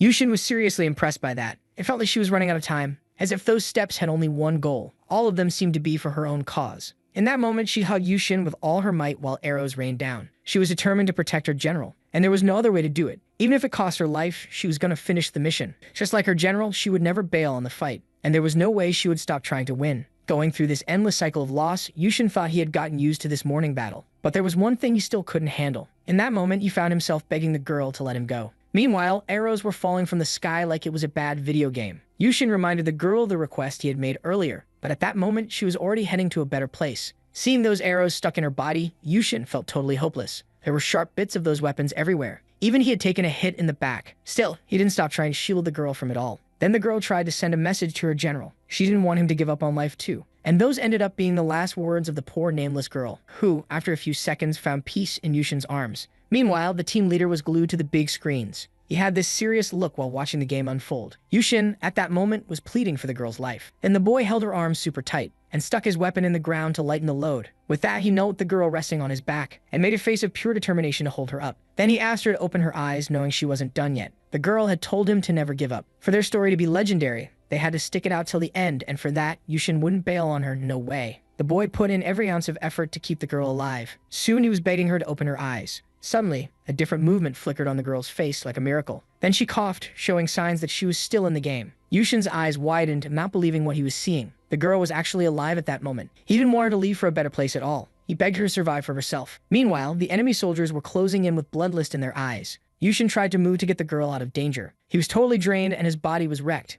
Even so, Yushin didn't care that his muscles were screaming. He had to move to save his best friend. This also gave him a shot at surviving the battle. Then Yushin gripped his weapon with all his strength and planted it in the ground for support. Suddenly, he started radiating a ton of energy. Even his eyes looked different than usual. The nameless girl at that moment was losing a lot of vital red liquid. Yushin wanted to save her at any cost and begged her to hold on tight. Taking advantage of the delicate situation, the enemies pressed forward. They stared at the two with faces hungry for victory and tried to intimidate them with looks that screamed crazy. Even though he was barely holding it together, the boy tried to protect his loyal shield. He thought of the jerk Lee Hyun-yu who had betrayed him. All those thoughts seemed to fuel the boy's strength. The girl then coughed again, showing signs of life. Yushin had no time for distractions and needed to hustle to survive the chaos. However, something was making it hard to move at that moment. It was his body, which had not a drop of energy left. But the enemies didn't care and had no mercy for the hero. Yushin was desperate to move and pushed himself to do it. The enemies were already closing in on his life. The boy's flesh was all torn up and his muscles were screaming from the effort. But Yushin did not give up at all. He pushed himself harder than ever to move. He then managed to grip his sword tight and lift it up. Little by little, he finally started to rise from that tricky spot. His whole body felt like it was on fire, pure agony. But at the same time, a crazy power was bubbling up inside him, pushing him to stand tall. Gradually, Yushin was getting the strength to rise again. He was super determined to keep moving and win this battle. With that, he finally stood up and charged into the fight against his foes. With one swing of his sword, he knocked down a bunch of enemies with insane force. He pushed forward, taking out opponents without mercy, fueled by a need to rise again. There was a lot of vital red liquid from the enemy army splattered everywhere. But even so, Yushin didn't stop attacking for a second. Meanwhile, Lee Hyun-yu was glued to the screens, totally impressed by the kid's wild attacking power. The operators were freaking out, unable to figure out what was going on. The game was throwing up error messages, saying the combat level was off the charts. It was just like the hits Black One delivered. Yushin was taking down dozens of enemies with a single strike, and he didn't even seem to tire out while doing it. The enemies were already looking desperate, realizing the power this kid had. While he fought, the weak girl called out his name. He tried to listen to her, really focused. She wanted to say something before it was too late. She wished for Yushin to give her a name in all that chaos. Even he was caught off guard by such a random request.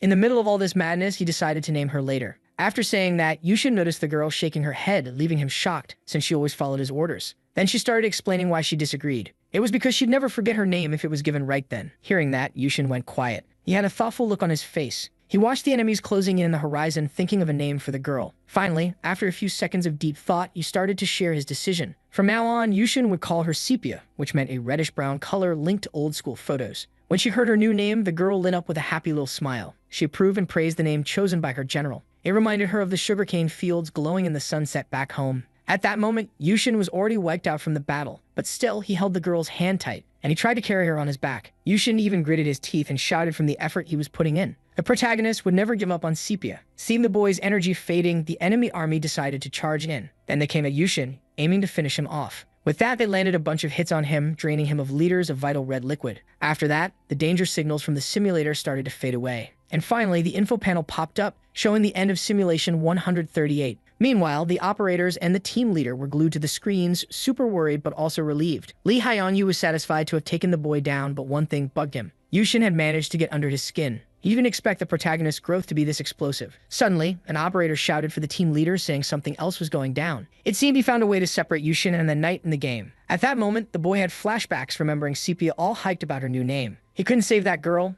Not even his burst of energy could break through the enemy line. But this time, Yushin was ready to fight even harder for everything to be different. Even if it meant taking out the enemies in the most brutal way possible. He would defend Sepia with every ounce of strength he had. Finally, the info panel popped up, saying simulation 139 was about to start. As usual, the gray-haired old man warned the general that the enemy troops were rolling toward the plains. Yushin was already set in his mind that he would save that girl. With his eyes, he was scanning the crowd for her. Without a second thought, he shouted Sepia's name. His soldiers just watched him, totally confused about what was happening. Again, Yushin called for the girl, since she said she'd never forget that name. Meanwhile, everyone stared at the boy, thinking he was losing it. The cowards looked totally lost at what they were seeing. The red-haired boy glanced at Yushin, clearly confused. Even the gray-haired old man stared at him, looking completely out of it. No matter how hard he searched, Yushin couldn't spot Sepia anywhere. Then he catches sight of the girl's sword just lying there. His eyes lock onto that weapon like it's the only thing that matters. Yushin freaks out, shouting Sepia's name at the top of his lungs. The cowardly soldiers got even more spooked watching the boys melt down. The red-haired boy asks the general who he's looking for. This dude felt super awkward calling Yushin that.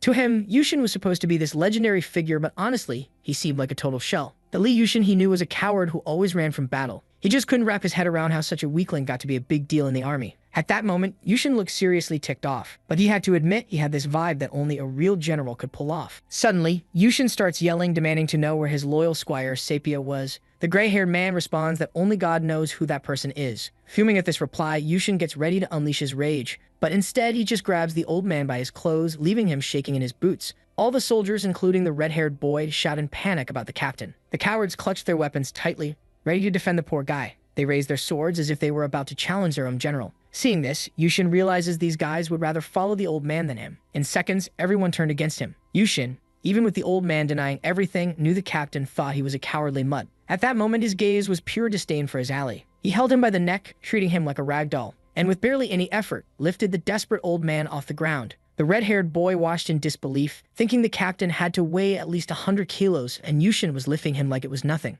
Plus, Hallenberg was a knight who could manipulate Terra, which should have made it tough for Yushin to take him on. Yushin didn't care what they thought and just wanted one thing. He needed to know where Sepia was. The red-haired boy, hearing this, wondered who this girl was and if the general was actually losing it. Soon, the boy tells Yushin that no one knew where that woman was and he should let the captain go so they could chat. But the protagonist seemed totally uninterested in the boastful red-haired boy. He kept holding that cowardly gray-haired man by the neck, just like he deserved. Then, out of nowhere, Yushin turns to the red-haired boy, showing a psychopathic grin. He flashes a wicked smile meant to scare the boy. With that, the red-haired boy starts feeling threatened by Yushin and his insane thirst for battle. Finally, after all that tension, the boy starts to let go of the captain. The old man, once freed, begins to plummet from way up high, and he crashes down hard against the ground. Yushin then, in a totally unexpected move, lunges at the annoying red-haired boy. He grabs him by the neck, leaving him gasping for air. He wanted that cocky boy to spill the beans right then and there. Desperately watching this, the old man yells at the general, saying there was no one named Sepia, and wondering how he could move so fast.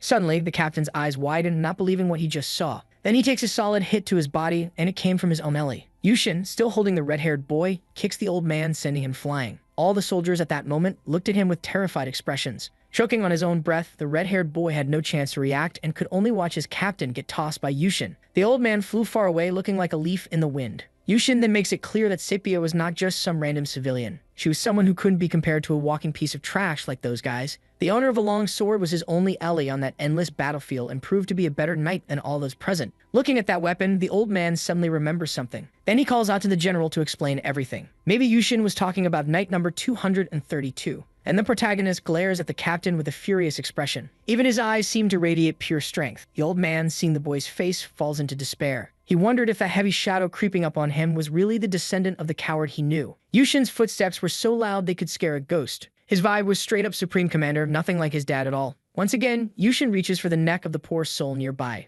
With that, he drops Sepia's true name and asks where she was, soon finding out she was probably in the infirmary. When he hears this, Yushin gets a little freaked out, wondering why the girl was stuck there. Without a second thought, he tells the captain to lead the way to the infirmary. Then, through the pouring rain, they start their trek to the spot. Finally, after a few minutes of hustling, they reach the place. With anxiety hitting peak levels, Yushin speeds up, leaving his crew behind. Without even thinking, he bursts through the door and shouts for his best friend, Sepia. Everyone in the room turns to him, looking super scared. Almost all the injured seemed totally confused about what was going down. But on one of the last stretchers, Yushin spots a familiar figure. It was Sepia, lying there unconscious, getting help from a nurse. Seeing her like that makes Yushin's eyes go wide with worry. He steps further into the infirmary, leaving the professionals looking totally lost. Soon, Yushin reaches Sepia's stretcher and starts checking her out. He couldn't wrap his head around why this was happening. Sepia looked rough, with all sorts of scrapes on her face. When asked why he was there, Yushin jumps at the chance to find out what happened to her. But the nurses had no clue what caused it, even after she'd been there for 10 days. Yushin freaks out when he hears how long Sepia has been stuck there. Just a few minutes ago, they were fighting side by side, and now, according to the nurses, she'd been out for 10 days straight. This made zero sense to him. He then asks the nurse if there's any chance the girl could wake up while thinking about how Lee Hyung-yu could pull off such nasty tricks. Since it was tough to give a solid answer, the nurses just asked the general to keep it down in the infirmary. Yushin was super worried about not seeing her wake up and might have to watch helplessly as he lost his ally. Even the nurse, seeing the boy's pain, wore a sad face. The patients also looked at the general with concern. Meanwhile, the soldiers waited outside, all tense and on edge. Then the nurse tells Yushin he could see her again. This quickly grabs the boy's attention, and he turns to hear what she had to say. According to her, if Yushin went to find the Virgin Mary, he could see Sepia again, because she could heal any illness out there. If Yushin could get Sepia to the Virgin Mary, the nurse was sure she could be saved. Hearing this, the protagonist feels a bit lost about who this woman even was. Then, without hesitation, he asks the nurse what he could do to find her. Meanwhile, the enemies were already gearing up to invade the castle. The climbers quickly scaled the stairs, taking advantage of the rival army's chill vibes. They climbed with mad ease, but up top they ran into the first squad of opponents. According to the nurse, there was only one way for Yushin to meet the Virgin Mary, and that was to win that never-ending battle. If Yushin could lead the war to victory and find the Virgin Mary, he would definitely be able to save Sepia from her illness. But for real, it wouldn't be easy facing those enemies thirsty for a win. All the patients at that moment looked anxiously at the general. He was deep in thought at the foot of that girl's stretcher, and he already knew that if he wanted to see Sepia again, he had no choice but to win the war. Then a soldier tells Yushin that all the headquarters had been wrecked and the enemies would be there soon, while he was already cooking up a plan in his mind. The protagonist's strategy was to fight until he couldn't fight anymore. So he tells Sepia to hang in there, because all his plans would work out soon. And finally, that endless battle would come to a close. Yushin ends up confessing that while fighting, there were countless times he thought about throwing in the towel. That wild battle left some gnarly marks on his memory. But through it all, there was one thing that kept him going. Everything he did was for Sepia. Even with those scenes stuck in his head, the main character pushed on thanks to his friend. With Sepia's unwavering support, Yushin started to think he could actually survive in that messed up place. So when she vanished, he freaked out, because if that was real, he was totally doomed to get crushed there. But now he had a legit reason to fight and not back down. In that moment, the enemies charged at him with a hunger for chaos. But he wasn't about to throw in the towel, driven by his need to get home and save Sepia no matter what. Fueled by that fire, Yushin charged at the foes. He swung his sword with the skill of a pro. In just seconds, he unleashed a flurry of strikes. Yushin took down a bunch of enemies who screamed like they were in a horror movie. He was definitely ready to fight to the finish without backing down. And he wasn't scared of the army he was up against. Even if it looked intense, he was just getting warmed up to show off his skills. At the top of the castle, you could see the sheer power radiating from him. Even chunks of concrete were flying apart from Yushin's hits. A bunch of enemies were practically vaporized by that, and the ones left were screaming, begging for mercy. Yushin's face showed he was hungry for victory, but the enemies kept coming, acting like they didn't get the memo about the danger. Without a second thought, Yushin got ready to defend himself. He raised his sword, ready to deliver the final blow. Just seconds later, a massive explosion erupted from his strike. Enemies and debris went flying in the chaos, and Yushin showed zero mercy for the ones who survived. As he scanned the area, he noticed some weird movement from the cowards. Meanwhile, he was giving it his all to win the battle. But then his eyes went wide, realizing what was happening. All of his so-called allies were turning tail and running. The old captain and the redhead looked more scared than kittens, and they bolted with the rest of the army in a panic. Yushin's disappointment was written all over his face. Meanwhile, an enemy soldier was sneaking up on him from behind like a total coward. While Yushin was distracted by those traitors, he became an easy target. So he got hit by a harpoon, and it hurt like a truck. In his last thoughts, he cursed his allies, feeling the pain. Blood was everywhere, painting the ground red. Then the info panel popped up, announcing the end of Simulation 139. A wild thought about this endless loop of brutal battles hit Yushin. He wondered when these exhausting fights would finally stop. Once again, everything went sideways and he bit the dust. In the next rounds, it was the same old story. And in the end, through all this pain, Yushin had to fight solo with no sepia to back him up. No point in hoping for help from those cowards, since they bolted at the first sign of trouble. Yushin then wondered why those guys always tried to bail during a fight with no escape route. Suddenly, his eyes widened, thinking of a wild possibility. Then the info panel popped up, announcing that Simulation 140 was about to kick off. Just seconds later, the old gray-haired dude's voice echoed, saying the enemy legions were rolling in across the plains. At that moment, the boy stood frozen, feeling the rain drench him. Then he asked if the reinforcements had shown up yet. The captain looked confused, totally lost on what he was talking about. Yushin couldn't believe the guy's surprise over such a simple question about reinforcements. Hearing that, the redhead shot them a look that screamed panic. Even with those words, the captain still didn't get what reinforcements the general was on about. As expected, Yushin realized they had reinforcements that even he didn't know about. And on top of that, there was some serious muscle. With that, Yushin figured he wouldn't need to ask any more questions. He was shocked to find out his own crew had kept this info from him. Then he flashed a smirk at everyone around. And he told them he knew about a supposed plan the captain had cooked up. Hearing that, the redhead got all hyped, grilling Yushin for details. According to Yushin, they had used the archers to stall, and this Lee lineage was just a trick to throw him under the bus. All that pressure they put on him to give orders was way more twisted than it looked. Those demands from the old dude were part of a seriously shady plan. They didn't expect the kid to actually give a real order. They just wanted him as a pawn while they waited for backup to roll in. All they needed was a clown pretending to be a general. And they used Yushin as the main piece in this messed up game. Still, there was no other way to explain all the nonsense that Army had pulled in his eyes. At first, he was surrounded by folks desperate to throw themselves at Blackwin. When the general started talking, the captain got all jittery. Then Yushin asks the old man if he was Hallenberg and throws the same question at Joseph. The redhead, hearing this, gets super nervous, just like the captain. No matter what excuses those two had, Yushin just wanted them to cut the hypocrisy right then and there. When called a hypocrite, Joseph flipped out. He yells at the general, claiming everything was an unavoidable choice, like they had no options. After hearing this excuse, Yushin finally gets why those guys acted the way they did. But there was a twist to all of this. And that twist was one single person. So Yushin admits this whole thing was planned out and puts himself in their shoes, realizing it could have been him. But as everyone knew, his only goal was to win that battle. So he decides to ditch the waiting for backup strategy right away. Hearing the new orders, the soldiers get even more on edge. Joseph is also shook, thinking this was just absurd. Then the captain slams his sword on the ground, challenging the kid. He quickly calls Yushin over for a serious chat. To him, it seemed like the general thought this was just a game. Those fools were the type to bail before the fight even started and still dared to underestimate Yushin. But he didn't care. Not even death could free him from this endless battle. So even with his body wrecked, he couldn't stop pushing forward, trying to escape the hell. After all this thinking, Yushin gives an order he wouldn't repeat for the soldiers. All the knights should gather at the castle gates ASAP. When they hear this order, the warriors get even more anxious. But already on it, they start moving toward the castle gates. Meanwhile, the enemies were taking more ground and charging in without a care. Even the horses on the allied side looked nervous about this fight. The Tamras were struggling to keep them on track toward the destination. But after a few minutes of chaos, they finally reach the castle gates. Su, the old man, shows up and asks if the Tamras really got all the horses. One of them confirms but points out there's a catch. This makes the captain super anxious with a pretty unhappy face. Then the knight tries to explain what went down. The deal was that one of the horses was refusing to follow the path. Then the old man spots something off about the animal. According to the captain, it was General Lee's horse. The creature looked furious at that moment. Yushin, after a bit, arrives at the scene. His soldiers, seeing him, get tense about the problem they're facing. The protagonist still had no clue about the big issue with that horse. So he walks up to the crew and asks if all the animals were there. The captain immediately says yes and asks what the boys' plans are. After hearing this, Yushin orders the gates to be opened. The gray-haired man, startled, asks what they should open right now. Without missing a beat, Yushin points to what he wanted, and that was the massive castle door. Again, Yushin orders the gate to be opened. In a crucial instruction, he tells his soldiers that once the door opens, everyone would charge out of the castle. This statement from the general makes the scared ones even more nervous.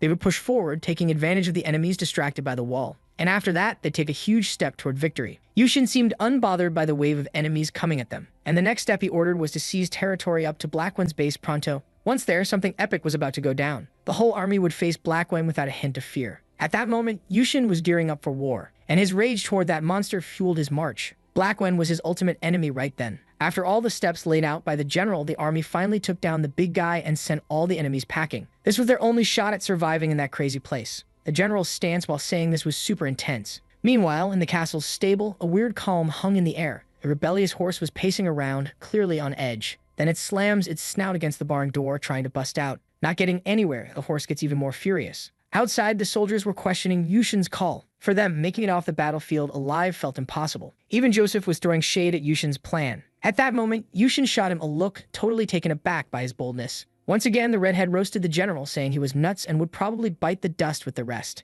Even the captain was stunned by the guy's guts and tried to shut him down, but he kept going at Yushin. To Henda made zero sense to storm the enemy base with such a weak squad. Then Joseph, acting all brave, called Yushin a fool for not getting the situation. Su and Yushin fired back with the same argument. They were delusional if they thought begging for mercy after the general's death would save them from Blackwin. Hearing Yushin's comeback, the redhead looked totally shocked. Even the soldiers seemed to be on the same page. For that giant black beast known as Blackwin, pity and begging were just pointless. That's why Yushin made it clear that plan was a no-go. Suddenly, the barn door bursts open. Wood splinters fly everywhere. Seeing that, the scared soldiers jumped back. The cause of all that chaos was the furious horse finally breaking free. Joseph quickly shouted that this was the former general's horse. The creature was making all sorts of noise, showing off its insane strength. The horse's rage had all the soldiers shook. It looked completely untamable at that moment. Everyone was wondering why it had shown up out of nowhere. Yushin, meanwhile, was just watching the chaos unfold. Joseph soon ordered the guys to catch the horse and calm it down. But at that point, it felt nearly impossible. The creature was thrashing around, hitting anyone nearby hard. Even kicks were flying, knocking soldiers around like ragdolls. One guy got sent flying after a brutal hit to the chest. He screamed in pain from that surprise attack by the horse. The tamer was sweating bullets, trying to handle the wild animal that wouldn't chill. After showing his disdain for the creature, he got hit hard too. Then the other fighters came up with a better plan to stop the horse.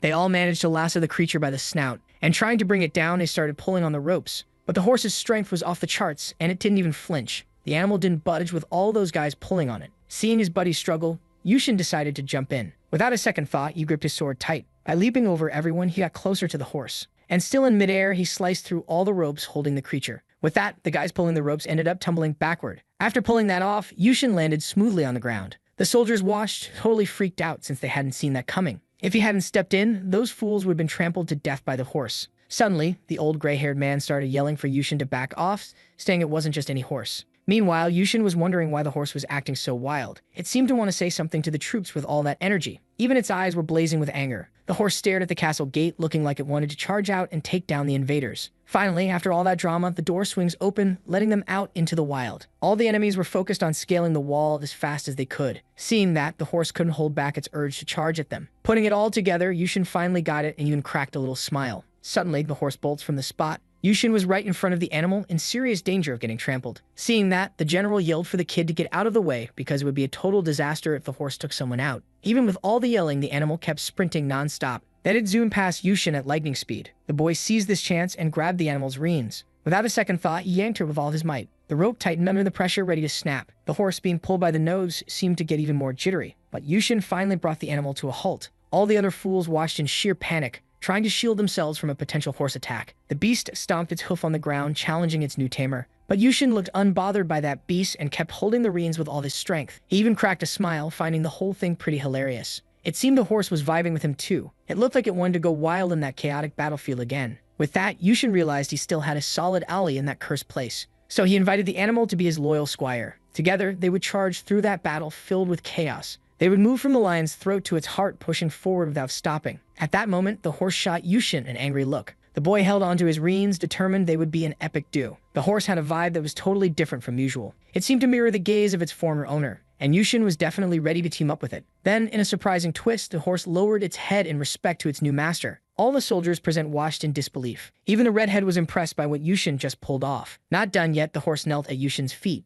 As time passed, Joseph seemed to believe even less in what was happening. At that moment, Yushin's aura was massive thanks to this epic feat. Watching everything on the screens, the team manager was fuming over the chaos inside the simulator. There, the war was wild, especially with the cavalry squad. They charged bravely and quickly towards the enemies. Everyone had faces of pure bravery, refusing to back down from the fight, and they gradually pushed back against the invaders. Leading that giant troop of knights was Yushin on his white horse. It was his first time riding like that, and he had never experienced anything like it in real life. He felt no fear of falling off, but soon noticed something odd. That little guy was adjusting its pace, realizing it was a bit clumsy. This sparked a feeling of guilt in the boy, who felt way better than the animal. Soon he spurred the creature's side, trying to get it to speed up. Yushin was crushing it thanks to some enhanced senses he picked up, pulling him out of the boring pushover zone. After a little pep talk, the horse finally got the message, and without a second thought, it prepared to take off like a rocket. In just a few seconds, it hit an insane speed after an epic burst. Yushin held on tight to his partner, grinning from ear to ear. All his cavalry charged into the sea of enemies, looking fearless. The protagonist's course seemed to float in the air with its masterful gallop. A bit further back, the knights watched with tense expressions. Yushin and his partner galloped so fast they started to pull away from their allies. The protagonist was gearing up to deliver some serious blows to the enemy's sword in hand. On his face, you could see the pure rage he felt, along with the desire to finally win that cursed battle. Meanwhile, the enemies were advancing towards the top of the castle, but soon they noticed the protagonist's approach. Catching them off guard, Yushin hurled his spear at the invaders. It sliced through the air at breakneck speed, ready to take someone down. After just a few seconds, one of the enemy soldiers got hit by the weapon and screamed in agony. The tool Yushin used spun like a tornado inside the opponent's body and pierced through one after another with ease. After hitting a few enemies, the blade kept slicing through the air with insane power. That single throw from Yushin ended up taking out a bunch of enemies in the blink of an eye. Meanwhile, the sword fight raged on across the battlefield. Even with several allies injured, the invaders kept pushing into the protagonist's territory. The castle's defenders fell from above as if they were nothing. The enemy's climb was getting faster and more effective. Dozens of invaders skillfully used the ladders against the castle walls. Amidst that sea of people, a somewhat familiar silhouette popped up. It was the infamous Blackwen riding his evil horse like a total boss. He was scanning the scene with one eye, looking super serious. His soldiers were scaling the walls, taking over without breaking a sweat. Blackwen, meanwhile, was thinking it wouldn't be long before that castle was toast. And guess what? Yushin was also part of the enemy's wicked plans for chaos. Suddenly, Blackwen started to remember a not-so-great memory, and it probably had something to do with his missing eyeball. He couldn't shake thoughts of the Reaper who yanked out his right eye. There was some juicy info about that warrior. He was a descendant, and now it was the villain's turn to take out what held that dude's head. But Blackwen heard a rumor that his son was a total coward. If that was true, the villain planned to take out both of his eyes first. While Blackwen was lost in thought, Yushin charged ahead with his knights. His blade was finally getting worn out after taking down tons of enemies, and in a few seconds, it was stuck in the ground like a flag of victory. The invaders were in awe of the destruction that weapon had caused, but there was no time to waste, so they focused on the hero, who was getting closer and closer on his majestic white horse. With a sick leap from the animal, Yushin soared over a bunch of enemy soldiers. From up high, he spotted something sketchy down below. The enemies were gearing up for a possible ambush set by the boy. But Yushin looked unbothered and kept charging with a fierce vibe. Without a second thought, he started swinging his sword, taking out enemies left and right. Those left standing were in total despair, facing the legend himself. Even the horse was in on it, stomping hard on some foes. Plus, it was delivering epic headbutts, knocking out several invaders. The dude kept pushing forward, proving they were a force to be reckoned with. Meanwhile, the enemy generals were trying to surround Yushin to take him down. As time ticked by, those invaders seemed more pumped to drag the boy down. But Yushin was watching all this, looking fearless. Soon he gripped the reins tighter, ready to charge at another squad of soldiers. The horse seemed more hyped than Yushin to win this battle, and with its snout, it could knock down anyone in its path. Without thinking twice, Yushin dashed toward his spear still stuck in the ground. He snatched it up quick. With that, the hero let out a fierce shout and charged at the enemies with even more power. Meanwhile, Blackwen hoped the Reaper's descendant wouldn't let him down. Yushin, fired up to win, sliced through all the enemies who dared to stand in his way. The despair on those invaders was clear on their tired faces. But the hero didn't hesitate to keep pushing in battle, and it looked like he was just getting warmed up. Yushin and his new horse buddy were an epic and seemingly unstoppable duo in the war. Everyone present was watching in awe as those two worked together. Yushin, impressively, had cleared a path for the troops to follow him. Without a second thought, the boy's knights charged through the gap in the sea of enemies. If they wanted to survive, they couldn't lag behind and had to sprint toward the dreaded Blackwen. But the road to the villain wouldn't be easy with so many invaders. Even with this challenge, Yushin didn't back down and advanced sword in hand, ready to fight. Without hesitation, he delivered a massive blow that sent a bunch of enemies flying off the battlefield. A little ways off, Blackwen was watching everything closely and wondered what kind of beast that was. Suddenly, some of his knights rushed in, shouting his name like it was an emergency. He quickly asked what all the fuss was about. Without missing a beat, one of the knights told him that their soldiers had fallen into an ambush set by the enemy. Hearing this, Blackwen was fuming, unable to believe that some lunatic would ambush an entire base, wondering who that guy could be. Even the captain of the knights looked shocked and knew who the mastermind was. Without hesitation, he quickly revealed that all those troops were led by Li Yushin. Upon hearing this, Blackwen was impressed and threatened the knight if he was lying. But the knight was totally sure of what he said, and the general should trust him. At that moment, Blackwen looked anything but happy, showing a seriously sinister vibe. Suddenly, he let out a terrifying laugh that could scare anyone silly. He wondered who had the guts to call him a coward. Because no one in their right mind would think about invading that place, Blackwen couldn't believe Yushin was actually coming for him, so he decided to be polite and welcome him. Meanwhile, the young dude was rolling in with his cavalry troops. The thrill of battle was written all over his face at that moment. For him, it didn't matter if there were thousands or millions of foes, it felt like none of them could stop his epic advance. But no matter what went down, Yushin's goal was clear. Carve a path straight to the villain. Suddenly, a massive sound like a horn blasted through the chaotic battlefield. It was a knight soldier blowing that thing, trying to grab everyone's attention. And guess what? It actually worked. The enemy soldiers seemed to react. Yushin, at that moment, was just standing there looking totally confused. Out of nowhere, a rain of arrows started falling from the sky. Luckily, most of them missed the main character, but still, the worry was all over the boy's face. Even with a bit of fear, the young man decided to keep pushing forward. A few meters ahead, 3 knights with scared faces were waiting for him, along with a silhouette that looked way too familiar. From the dude's hands, it was easy to figure out who he was. He was rocking a glove that looked kinda familiar. Realizing who the general of those knights was, Yushin seemed even more pumped up. Soon, Black One noticed the protagonist and his horse. Fuming over the situation, Yushin shouted the villain's name with pure rage, and without a second thought, charged at him with his sword gripped tight, ready to take down anyone in his way. All the boy needed was that weapon. The soldiers, meanwhile, were watching everything with super tense expressions. Even the enemies looked scared of that battle. On the screens, the game admins were showing some seriously worried faces about what was happening. Ready for battle, Black One seemed to fear nothing and no one. Yushin, on the other hand, couldn't quite control that fire burning inside him, itching to charge at the big guy. But honestly, just a moment was all he needed, and he had to focus everything on the tip of the sword. Meanwhile, the dreaded Black One slowly approached on his evil horse. He mocked Yushin, praising the boy's willpower, which he was totally ready to crush. Then, finally, the young man found the courage to charge at the big guy. Without hesitation, Black One also got ready to strike the protagonist. Suddenly, a massive flash lit up the area, startling all the soldiers around. Black One and Yushin were locked in an intense fight at that moment. Meanwhile, the soldiers were just trying to protect themselves from all the chaos flying around. The villain charged at the protagonist with zero mercy. His eyes were filled with rage and a desire to wipe that boy off the map. But then, Black One was shocked to see that Yushin had actually defended against one of his precise strikes.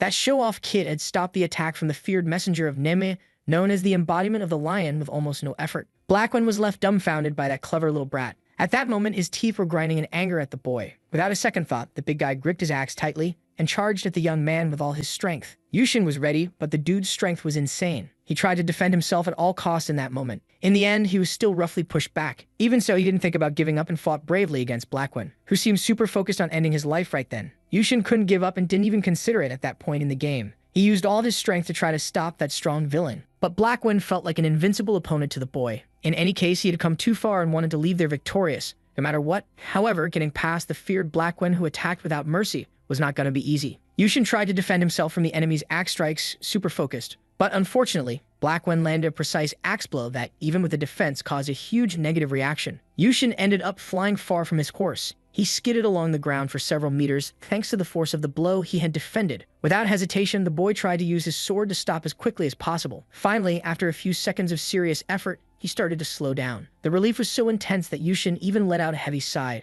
But soon he realized that Black One was definitely not there to play. The villain was already charging at him again, ready to smash him with that huge axe. Startled, Yushin watched the scene unfold, realizing just how strong his enemy was. At that moment, Black One flashed a psychopathic grin, clearly loving his dominant role in the fight. Then, out of nowhere, he launched a massive punch at the protagonist. Luckily, Yushin managed to leap high, dodging the hit just in time. But the despair on Yushin's face was real. He was dodging every single one of Black One's attacks, and it looked like he was just running away from the fight. Black One, noticing this, mocked the descendant, asking where that epic energy from earlier had vanished. Yushin seemed to have a secret plan and brushed off the big guy's taunts. All he could think about was smashing that show-off's head into the concrete. His time in the air was running out. Realizing this, the villain's evil horse charged in, aiming to take him down. Fortunately, Yushin caught on to the horse's sneaky move. Without a second thought, he dodged the beast and slashed at it with his sword. With no strength left, the horse crashed hard onto the ground. As he scanned the area, Yushin noticed something that grabbed his attention. Even after searching every corner, he couldn't spot Black One anywhere. All that was left was an injured horse and a bunch of regular enemies. Finally, Yushin spotted a familiar figure up high. There was a shadow that definitely looked like his opponent. In that moment, Yushin thought he had some strength left, but he could barely move. The gap between his power and the opponent's was insane, as Black One attacked from every angle without a care. Seeing a frontal strike coming, Yushin gripped his sword with all his might. His weapon was already in a defensive stance, ready for action. Just seconds later, Black One charged at him with full force. The villain even laughed at the boy, saying his fun was about to end. Then bam, Yushin's sword shattered into pieces, turning into a shower of steel flying across the battlefield. Yushin got knocked back hard from that hit. He was thinking about how he might lose and how huge the gap was between him and his opponent. Meanwhile, Black One kept coming at him. Yushin still couldn't believe it was all happening like this. Usually, everything ended with a critical hit, and he had no clue what was next. But if Blackwen kept attacking like that, even he would eventually tire out. So Yushin decided that moving forward was the only option at that moment. Suddenly, the info panel popped up saying the simulation had just wrapped up. The game seemed to be ending right there. A bunch of sound alerts went off, and according to the panel, Yushin was sitting in 6th place overall. At that moment, the machine was calculating all his experience points from the game. Yushin felt Blackwen must be getting tired of the fight. Even a monster would wear out if he kept attacking non-stop. The protagonist also saw the first attack as a way to lead him to that sweet victory. He just needed to hold on for another 60 seconds. After that, Blackwen would be at his limit, and he'd only have to survive one more big hit. Suddenly, the info panel popped up again, saying the simulation was restarting. Yushin looked super focused, just waiting for the monster to strike, which of course charged at him with a serious thirst to take him out. After landing a blow, a massive flash lit up the area from the force of the impact. Blackwen, after finishing that attack, was shocked by what he saw. Yushin had totally dodged that deadly axe strike like a pro. In that moment, he was laser-focused, planning to stick to that strategy until the end. But unfortunately, the protagonist got hit squarely by the enemy, and all his plans went up in smoke. Then the info panel popped up, saying his experience points were being calculated. And just like that, a new simulation was starting. With no time to waste, Yushin jumped back into action. He gripped his sword tight, defending against enemy strikes. He didn't hold back on counterattacking either. Blackwen stared at him with a psychopathic look, clearly ready to unleash something wicked. Then out of nowhere, he swung his axe with insane power. He was just looking to have even more fun with that battle. But Yushin was super hyped for victory and wasn't about to back down until the very end. So the protagonist steps up closer to his opponent, with only 30 seconds left for his plan to kick in. At that moment, the showdown between Blackwen and Yushin was locked in again. The one-eyed dude looked furious and was ready to wipe the kid off the map. Yushin, on the other hand, had this laser-focused, kinda tense vibe going on. But then he totally whiffed a crucial sword strike against his enemy. After dodging that hit, Blackwen jumped on the chance to counterattack. He literally yanked Yushin by his hair, and without a second thought, the villain tossed the kid way out of there. After that, Blackwen swaggered over, taking full advantage of his moment of power. At that instant, Yushin was stuck, gasping for air. But Blackwen was all about finishing him off ASAP. Once the big guy hit that goal, the info panel popped up again, announcing the simulation restart. The previous scenes were played with Blackwen trying to grab the kid by his hair again. But this time, thankfully, Yushin managed to dodge that trap. With a quick jump back, he put some distance between himself and the enemy. Then he faced Blackwen with a seriously angry look. He was ready to throw down with the villain for a while until fatigue kicked in. But Blackwen wasn't about to roll over and take the L. Even while battling hard, Yushin thought about how this fight was way more than just the start. Since he showed up, the war had become like iron sharpening iron. He'd been through countless finishes. But he was still standing, leveling up one after another. He wasn't just some random animal in a slaughterhouse. Yushin, in that moment, gripped his sword tight with only 10 seconds left for everything to go right. He was determined to hold on until the end, even if it cost him everything. When thrown, he planted his weapon in the ground to slow his fall. Finally, Yushin managed to stop and was closer than ever to the end of the countdown. His enemy didn't give him a second to breathe, already demanding new moves. With only 8 seconds left, Yushin barely blocked a deadly axe strike from his opponent, but Blackwen kept charging at him, eyes full of rage. Yushin looked kinda stoked about how this was playing out and even cracked a slight smile. Then, out of nowhere, he hurled his sword at Blackwen, who in turn just stood there watching the weapon fly through the air. At that moment, the big guy seemed to realize he was in serious trouble. There were still 7 long seconds left for all of Yushin's hard work to pay off. Again, surprisingly, the kid managed to block another axe strike with his feet. With each epic dodge he pulled off, more time ticked away. His secret weapon was still soaring through the air. Then Blackwen caught on to the whole plan. Yushin was cooking up to take him down, and his face twisted with rage. With only 5 seconds left until checkmate, Yushin gripped his sword tight again. With no time to waste, he tried to dodge another blow from the villain. Blackwen was also getting ready to try and wipe the kid out again. His psychopathic look at that moment could scare anyone. Unfortunately, with only 2 seconds left, Yushin got hit and spat out a ton of blood. He was super mad at Blackwen's audacity. Losing a battle at that point in the game was way too easy. It would only take giving up everything. But if he didn't give up, something had to happen. In this case, the battle would definitely keep going. After that thought, remembering his best bud, Yushin got pumped with motivation. Then he charged at the enemy, ready to end it all and cursing him out. Yushin, at that moment, fought hard, landing tons of hits on his opponent. Blackwen, in turn, tried to defend himself like crazy, looking for a chance to counter. The battle was locked between the two and was about to wrap up any second. Fatigue was already showing on Yushin's face, but he wouldn't back down for anything. Even super tired, he held on tight. That crazy battle was one of the biggest challenges of his life. Blackwen finally started to wobble, showing signs of fatigue. His defeat seemed close, and his face showed all the anger he felt about it. From a distance, his soldiers watched everything anxiously, noticing their leader's decline. Even the simulation controllers looked tense with the situation. At that moment, Blackwen seemed unable to believe he was losing to that kid. He had already gone easy on Yushin because of his rep as the son of the Reaper. Some scraps of steel ended up flying toward the soldiers, and several of them get hit out of nowhere, and it hurts man. Without a second thought, Yushin charges at those traitors. The soldiers, panicking, thought they were facing a real monster.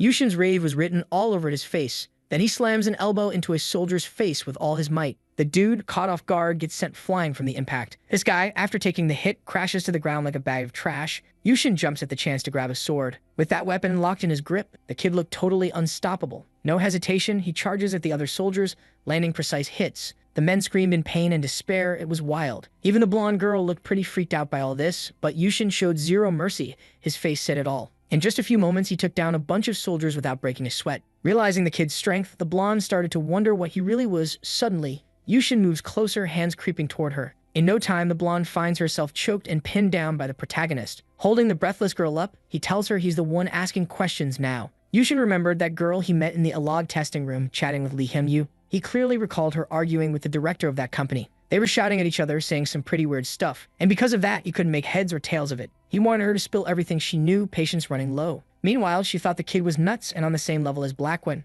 Yushin was definitely a rank 3 knight, but still seemed clueless about this place. He was super mad. No one was listening to him. Then he grabs the blonde by her legs. Thinking it through, Yushin figured if she died, it would reset the whole simulation. When she heard this, the girl freaked out, wondering what he was planning. Then he tightened his grip on her ankle. She quickly fell into despair, begging him not to do anything. But he reassured her she'd be fine, just had to endure the pain until it was over. After saying this, Yushin starts to put serious pressure on her ankle. She screams desperately, the pain hitting hard. The sound of her screams echoed through the castle, terrifying everyone. Those screams caught the attention of some soldiers guarding the entrance. Hearing those screams from inside the building sent chills down spines. Even with the girl in agony, the protagonist didn't stop. Now he was going for her other leg. Upon hearing this, the girl screamed, saying she'd tell him everything she knew. After that, Yushin felt a rush of happiness and even flashed a slight evil grin. But she had one condition. He had to be her ally if anything went down later. Hearing this, Yushin's face turned to pure anger. His rage was because she thought she could bargain with him. Realizing the trap she walked into, the girl couldn't hide her pain. Even her teeth were grinding from all the agony. Yushin wondered why she was doing this for a simple game. The girl was shocked when she realized he still thought this was some online game and told him the truth. When she said all of this wasn't a game, Yushin looked totally confused. But to spill more info, the blonde wanted him to accept her condition first. Since he didn't care about anything but Sepia, he ended up accepting the deal, not minding who he'd fight next. Then the girl asked for his attention. Soon she told him that where they were wasn't a game at all. The project was military and ultra-secret, more like a simulator made for armed forces. Hearing this, Yushin got even more confused. All of that was to train the power he was using, a kind of program to develop a lot of terra. Yushin, after hearing this, got furious, thinking everything was just an illusion in a simulator. But the girl wasn't done explaining everything. And then she drops the bomb that this power could also work in reality. So Yushin's eyes go wide, thinking there's no way that could be true. But according to her, that simulator made it possible. For that was the reason and the true purpose of the real. But then branch manager Bernard and team leader Lee Hyun-yu totally messed up this tech. It turned a bunch of innocent folks into guinea pigs, no joke. So there was a report about some shady supplier. And that's why the blonde jumped into the simulator to figure it all out. When Yushin heard this, he looked straight up shocked, like he couldn't even. As much as it hurt to admit, the blonde had a tiny role in the real simulator. But putting that aside, Yushin was curious why he got picked. It had nothing to do with military tests or illegal stuff. He was just a regular high school kid who wanted to play a VR game in a way that felt real. Already answering this question, the girl said he was just another underdog in the beta squad. After hearing all this, Yushin was so mad he could bite nails. Fuming, he still thought the girl was totally lying. So he grabbed her neck a bit tighter, not cool at all. For a moment, it looked like she was about to fade out. From Yushin's face, it seemed he didn't regret being a jerk one bit. He kept her up in the air, looking like she was out cold. Suddenly, she reacted, saying she had no clue why he was chosen first. And even if he twisted her neck, her answer would stay the same. Hearing this, Yushin was a little rattled. But she had more to say about that simulation, ignoring all the reasons. At that moment, it was a nightmare just to deal with a loser named Lee Yushin, and she was totally aware of that. While listening to her, Yushin looked deep in thought. To reach this goal, she said the branch manager and Lee Hyun-yu would sell their souls to the devil. While Yushin and the blonde had this serious chat, those two clowns were on a video call. The branch manager wished Lee Hyun-yu luck with his plan, looking super skeptical. With that promise of never letting the boss down, the dude totally took the blame and was in deep trouble. Finally, they hung up the video call. One of the game controllers even tried to change Mr. Lee's mind, but got shut down and ordered to sync him with the link, sending the 9th special item. At that moment, Lee Hyun-yu was itching to jump into the game and make things happen himself. He was dead set on taking out Lee Yushin,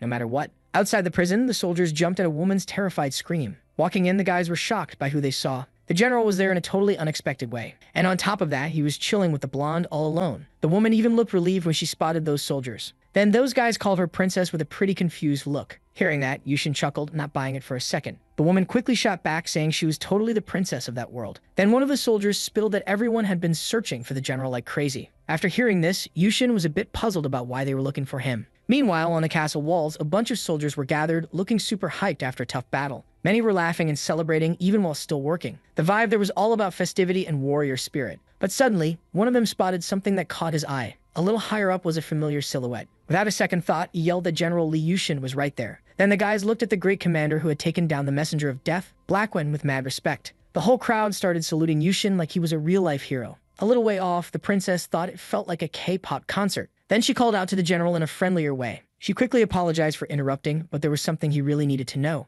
If he wanted to escape that simulation, he had to not just defeat Blackwen, but also take his head. Upon hearing this, Yushin cracked a slight wicked smile. Since the day he got trapped there, that was the answer he had been hunting for. Then he started having flashbacks of begging to leave that place, and wondering why he had been stuck there. Some time ago, the gray-haired dude dropped the bomb that Yushin had to face Blackwen. They called him a general, and everyone kept whispering Blackwen's name like it was a horror movie. Even Sepia made it crystal clear that Yushin had to fight until he was totally wiped out. It was wild how many squads he'd been in since this whole mess started, but honestly, it felt like a bad joke that wasn't even funny. After all the battles, the kingdom seemed chill, but the real chaos was just getting started. Far away, a guy in a super creepy outfit rolled up to what looked like a cabin. He probably came to fix Blackwen's axe or something. And rumor had it he was a mega powerful magician from the kingdom. Since the general wanted it, the dude said he could whip up a way stronger axe for him. But the real reason he showed up at midnight was to drop some intel from the second prince. A genius plan was already in the works to guarantee the general a win in the next battle. When Blackwen heard this from the magician, he was all, "What's the deal?" But he was told he just needed to let the other soldiers take the lead in the battle tomorrow. A girl still hadn't come back, and they said she was gone, but Yushin felt deep down she was still out there. This girl meant the world to him. He had set off for a land where the endless red liquid flowed without mercy, and screams of pain echoed everywhere all the time. She probably ended up in that same place, and only by keeping that promise would they reunite with the ring owner. All of this felt like a wild dream or some trippy hallucination because Yushin swore he'd been here before. He couldn't shake Sepia from his mind, no way.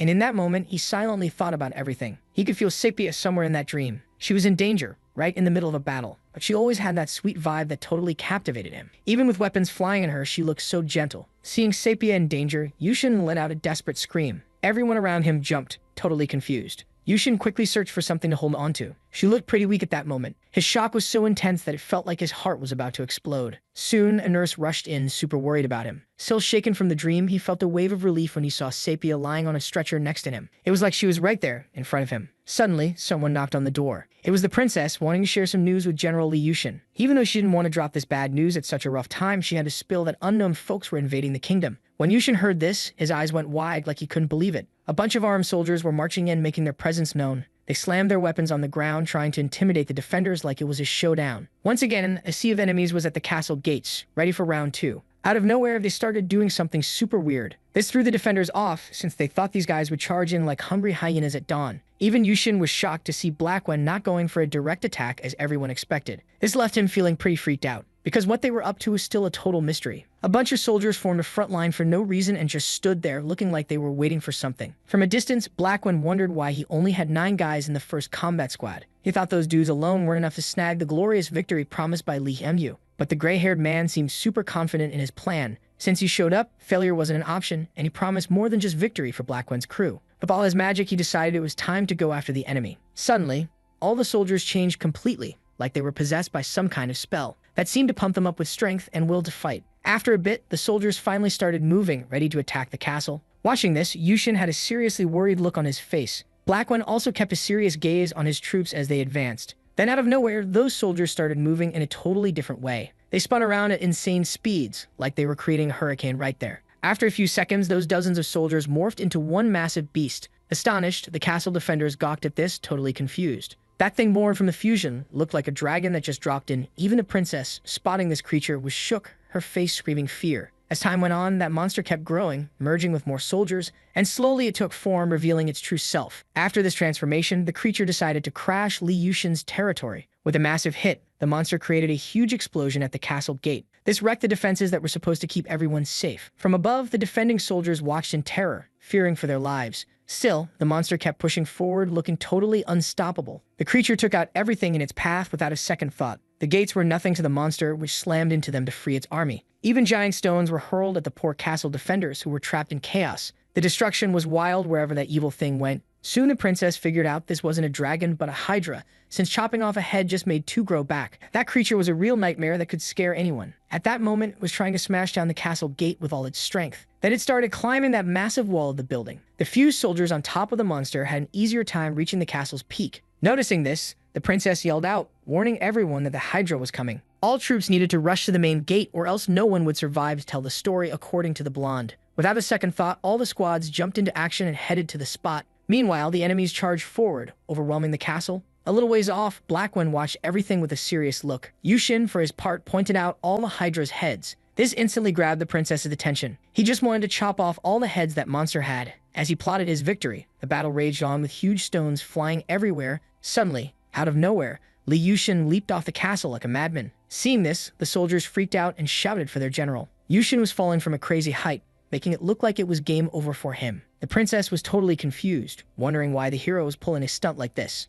After a few seconds in free fall, the boy got ready to land. Then, still in the air, he spotted a stone plummeting next to him. Without a second thought, Yushin kicked that stone, aiming for the enemies below. After that, he kept falling toward the ground. But on the flip side, the stone zoomed toward the enemies at insane speed. And then it finally hit the ground, causing a massive explosion. For a few seconds, all you could see was debris and dust flying everywhere. That clever move from the boy ended up messing with the hydra in some way. And judging by the wild look on Li Yushin's face, he was just getting started. Then, without a second thought, he charged at that monster fearless. At that moment, the battle between the hero and the monstrous creature kicked off. Yushin charged at that freak without a hint of fear. The hydra's defensive moves were clear as the protagonist kept attacking. But none of that mattered, as Yushin landed hits on those heads like a champ. Even losing several limbs, the hydra stood tall, ready for more. But the protagonist wasn't backing down and kept ripping off those heads one by one. As time passed, the hydra seemed to struggle with the painful hits and roared in agony. And then finally, Yushin landed a blow with his sword that was the checkmate of that battle. After that, he stayed alert for any reaction from the hydra. Yushin's face was super focused and even pumped about his plan's success. Blackwen, for his part, looked totally stunned by what he was witnessing. The princess's horror and the soldier's panic were super clear at that moment. At that point, Yushin was surrounded by enemies and looked like he had nowhere to run. From the top of the tower, his soldiers shouted desperately, calling out his name. Meanwhile, the princess was convinced that the hydra shouldn't even be in that simulator, which meant they dropped that monster in there just to take out Li Yushin, now that he had awakened. What kind of nightmare the boy had been through was a total mystery to her. While the war was going down, Blackwen rolled up to the battlefield on his horse. He threw some serious shade at the wizard for being in the front lines. Li Hyun-yu shot back, saying they were just getting warmed up. Blackwen looked a bit shaky hearing that. Then he dropped the bomb that he'd gift him with a certain vision, better known as a true endless hell. While this was going down, the princess was shook, realizing just how powerful that monster really was. Yushin, on the other hand, was taking in the chaotic scene around him. Then it hit him that the hydra didn't reset, it just kept regenerating. It was like they sent a zombie to take on the main character. According to Blackwen, that was an unbreakable doll, a wild toy to mess with. One of the hydra's heads, just like the others, had a seriously psychopathic vibe. The monster looked completely unstoppable. Even after taking a ton of hits, the hydra kept charging at Yushin. Then the princess spotted something on the creature's face that made her super anxious. Even Yushin couldn't believe his eyes. Suddenly, the princess yelled for him to stop attacking, saying strength wouldn't help take down that freaky creature. She insisted he shouldn't even try to face the hydra. Li Hyun-yu was grinning, thinking that even if everyone found out his secret, it wouldn't change the fact that this was the end for Li Yushin. The showdown between the monster and the protagonist was already heating up, both locked in a fierce stare. Yushin's attempts to land a fatal blow on the hydra were obvious, with tons of vital red liquid splattered everywhere. But the monster didn't flinch at all from the boy's hits. Realizing this, he widened his eyes, pure fear showing. But the war kept raging and he couldn't afford to pause for a second. The hydra charged at him without mercy. The monster's attacks were wild and relentless. And Yushin got blindsided from behind. Luckily, he managed to spin around just in time to block the hit. And without a second thought, he hurled a chunk of the hydra away from him. Every moment, Yushin was on the defensive, dodging a barrage of attacks. The hydra felt the impact of the boy's hits a few times. From a distance, the general's soldiers watched in despair as the boy took on this crazy challenge. At that moment, the young man looked totally worn out, with no shot at comeback. He was coughing up a lot of vital red liquid, showing just how weak he was. From afar, Blackwen was watching everything with a serious face. Seizing that moment of Li Yushin's weakness, the hydra charged at him. Soon, parts of the monster were flying everywhere. Specifically, it was coming at Yushin with blood in its eyes and a massive weapon in hand. Inevitably, the protagonist took a brutal hit to his body. That hydra's charge seemed to have worked out for it. A few moments after that attack, all that could be seen was dust in the area. And when it cleared, it was obvious there was no sign of life left in Yushin's body. Soon, the info panel popped up, saying Simulation 613 was about to start. With that, the princess realized these new enemies weren't like the extras the protagonist usually wiped out. But Yushin didn't seem to care much about this crucial info. From what the princess had heard around the village, these guys were immortal soldiers, and this plan from the branch manager and Lee Hyung-yu was a total abomination. Not to mention the other creepy dudes who were people missing for ages, like the legendary knight Arslan, along with the kid Medici who had black hair, and the bearded dude known as Voltic, and the shavy dark-skinned guy named Kundo. All of them had vanished without a trace in the past, and according to the info panel, they were ranked as true geniuses. Because of all this, even though Yushin was a master knight of rank 3, taking them down alone was impossible. But the young man looked super confident about what he was planning, because there was no one else around who could send these guys to purgatory. As the boy's words reached her ears, the princess felt a wave of nerves wash over her. Even her soldiers were staring at her with tense faces. The princess absurdly thought that she and some of those troops frozen in fear could actually help in the battle. At that moment, Yushin looked deep in thought about what he was going to do. The princess, on her end, kept a close eye on him, trying to figure out what was going on. As embarrassing as it was to admit, she already had the one name that could get through those crazy gates, and that someone was the main character, better known as Lee Yushin. He was the only one who could pull this off, and the princess totally trusted him. Then she shouted to Lee Yushin, ready to hand him some kind of amulet. The boy was a bit thrown off, realizing he was about to get a pendant as a gift. That thing reminded him a lot of Zelda and looked pretty similar. According to her, it was way more than just a pendant, since the Terra Crystal had been chilling for 7 years,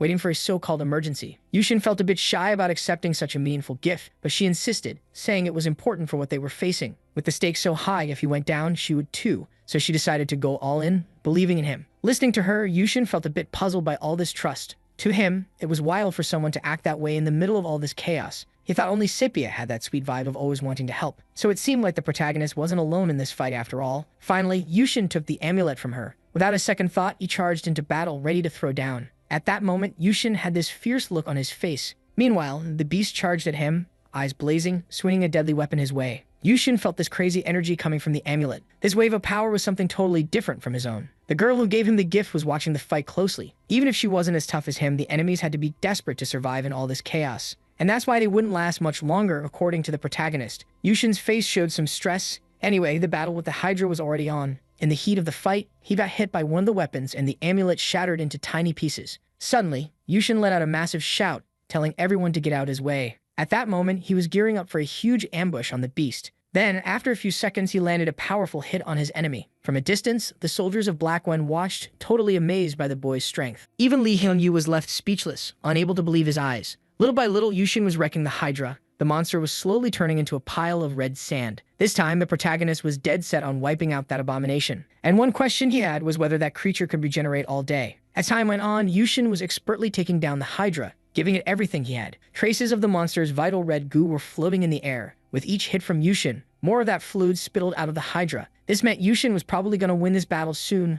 Lee Hyung-yu, on his end, couldn't believe his special creation had turned into just a heap of red sand. Yushin had expertly shattered the dice until they hit this critical point, and this boldness from the protagonist filled the boss with rage, making him curse. Then he decided to hit a button on his purple ring. In no time, Lee Hyung-yu began to teleport, ready to unleash a seriously wicked trump card. In a split second, he magically vanished from the scene and quickly popped up in the kingdom's infirmary, looking pretty psychotic. His plan was to crush the fragile heart of the protagonist, and he was going to use Sepia to get to his goal. At that moment, Lee Hyung-yu was already close to the girl's stretcher, ready to cause some trouble. Suddenly, a nurse showed up and freaked out. Not knowing who this guy was, Lee Hyung-yu responded to her in a rude and totally disrespectful way. Meanwhile, outside the infirmary, the soldiers were celebrating that Lee Yushin had taken down the dragon. Even with the pendant's help, the princess knew the protagonist was something else. At that moment, he stood still in the middle of the battlefield, soaking in his victory. But suddenly, he heard a massive noise that grabbed his attention. This also ended up scaring the princess. Soon a soldier rushes in to tell the royal princess that the noise was coming from inside the castle, and it was a wild ambush set up by the enemies. With that, total chaos starts to take over the kingdom again. You could still see a ton of red sand from the Hydra all around. Realizing his friend was in serious danger, Yushin screams for her, totally panicking.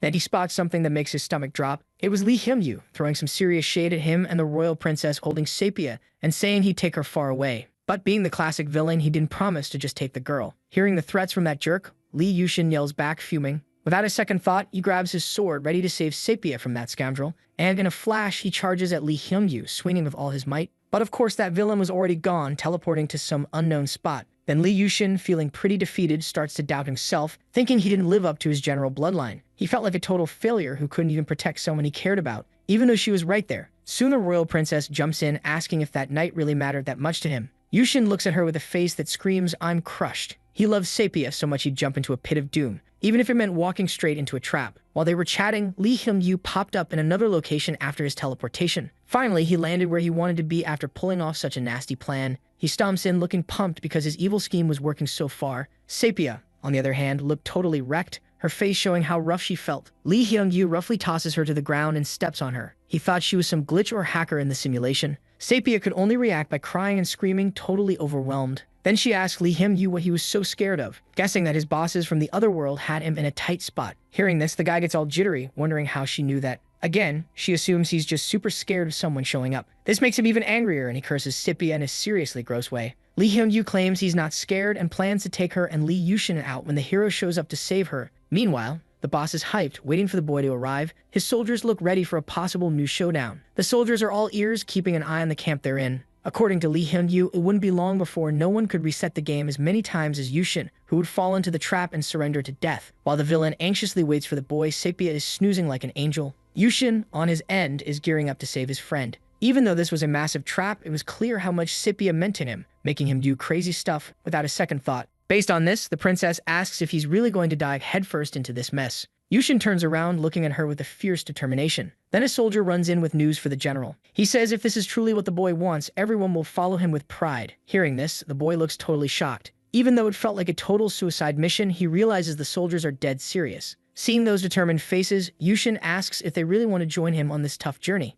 Yushin had saved those guys' lives not long ago, so they decided to leave their families behind in the kingdom to fight alongside the general. Hearing the soldiers talk about their hopes for a return, Yushin realizes he's not the only one fighting for it. They all feel the same way. Then the princess says she knows that nasty wizard well and he probably crawled to the abandoned depot. And that's why Yushin should launch the invasion while a distraction is happening, getting out of there as fast as possible with Sepia in his arms. Seeing the girl's determination, the protagonist is totally impressed. He didn't know when or why, but if she vanished, everything would totally fall apart along with the castle. So the hero decides to rally all of his soldiers to save his friend. Then he whips off his iconic cloak, the one he wore through all those epic battles. Meanwhile, in the creepy warehouse, Sepia was getting roasted by the dude who didn't believe in a rescue plan from the general. But he was dead wrong, cause Yushin was already charging him with fire in his eyes. Then in a hot minute, the enemy soldiers catch wind of some weird movements around the warehouse. And that first sight sends chills down their spines. Yushin stormed in with his cavalry, ready to bounce with Sepia safe and sound. That squad was straight up terrifying to anyone who dared to face them. Meanwhile, the guy told Sepia this was probably the last day she'd see the hero trying to save her. Even with the odds stacked against him,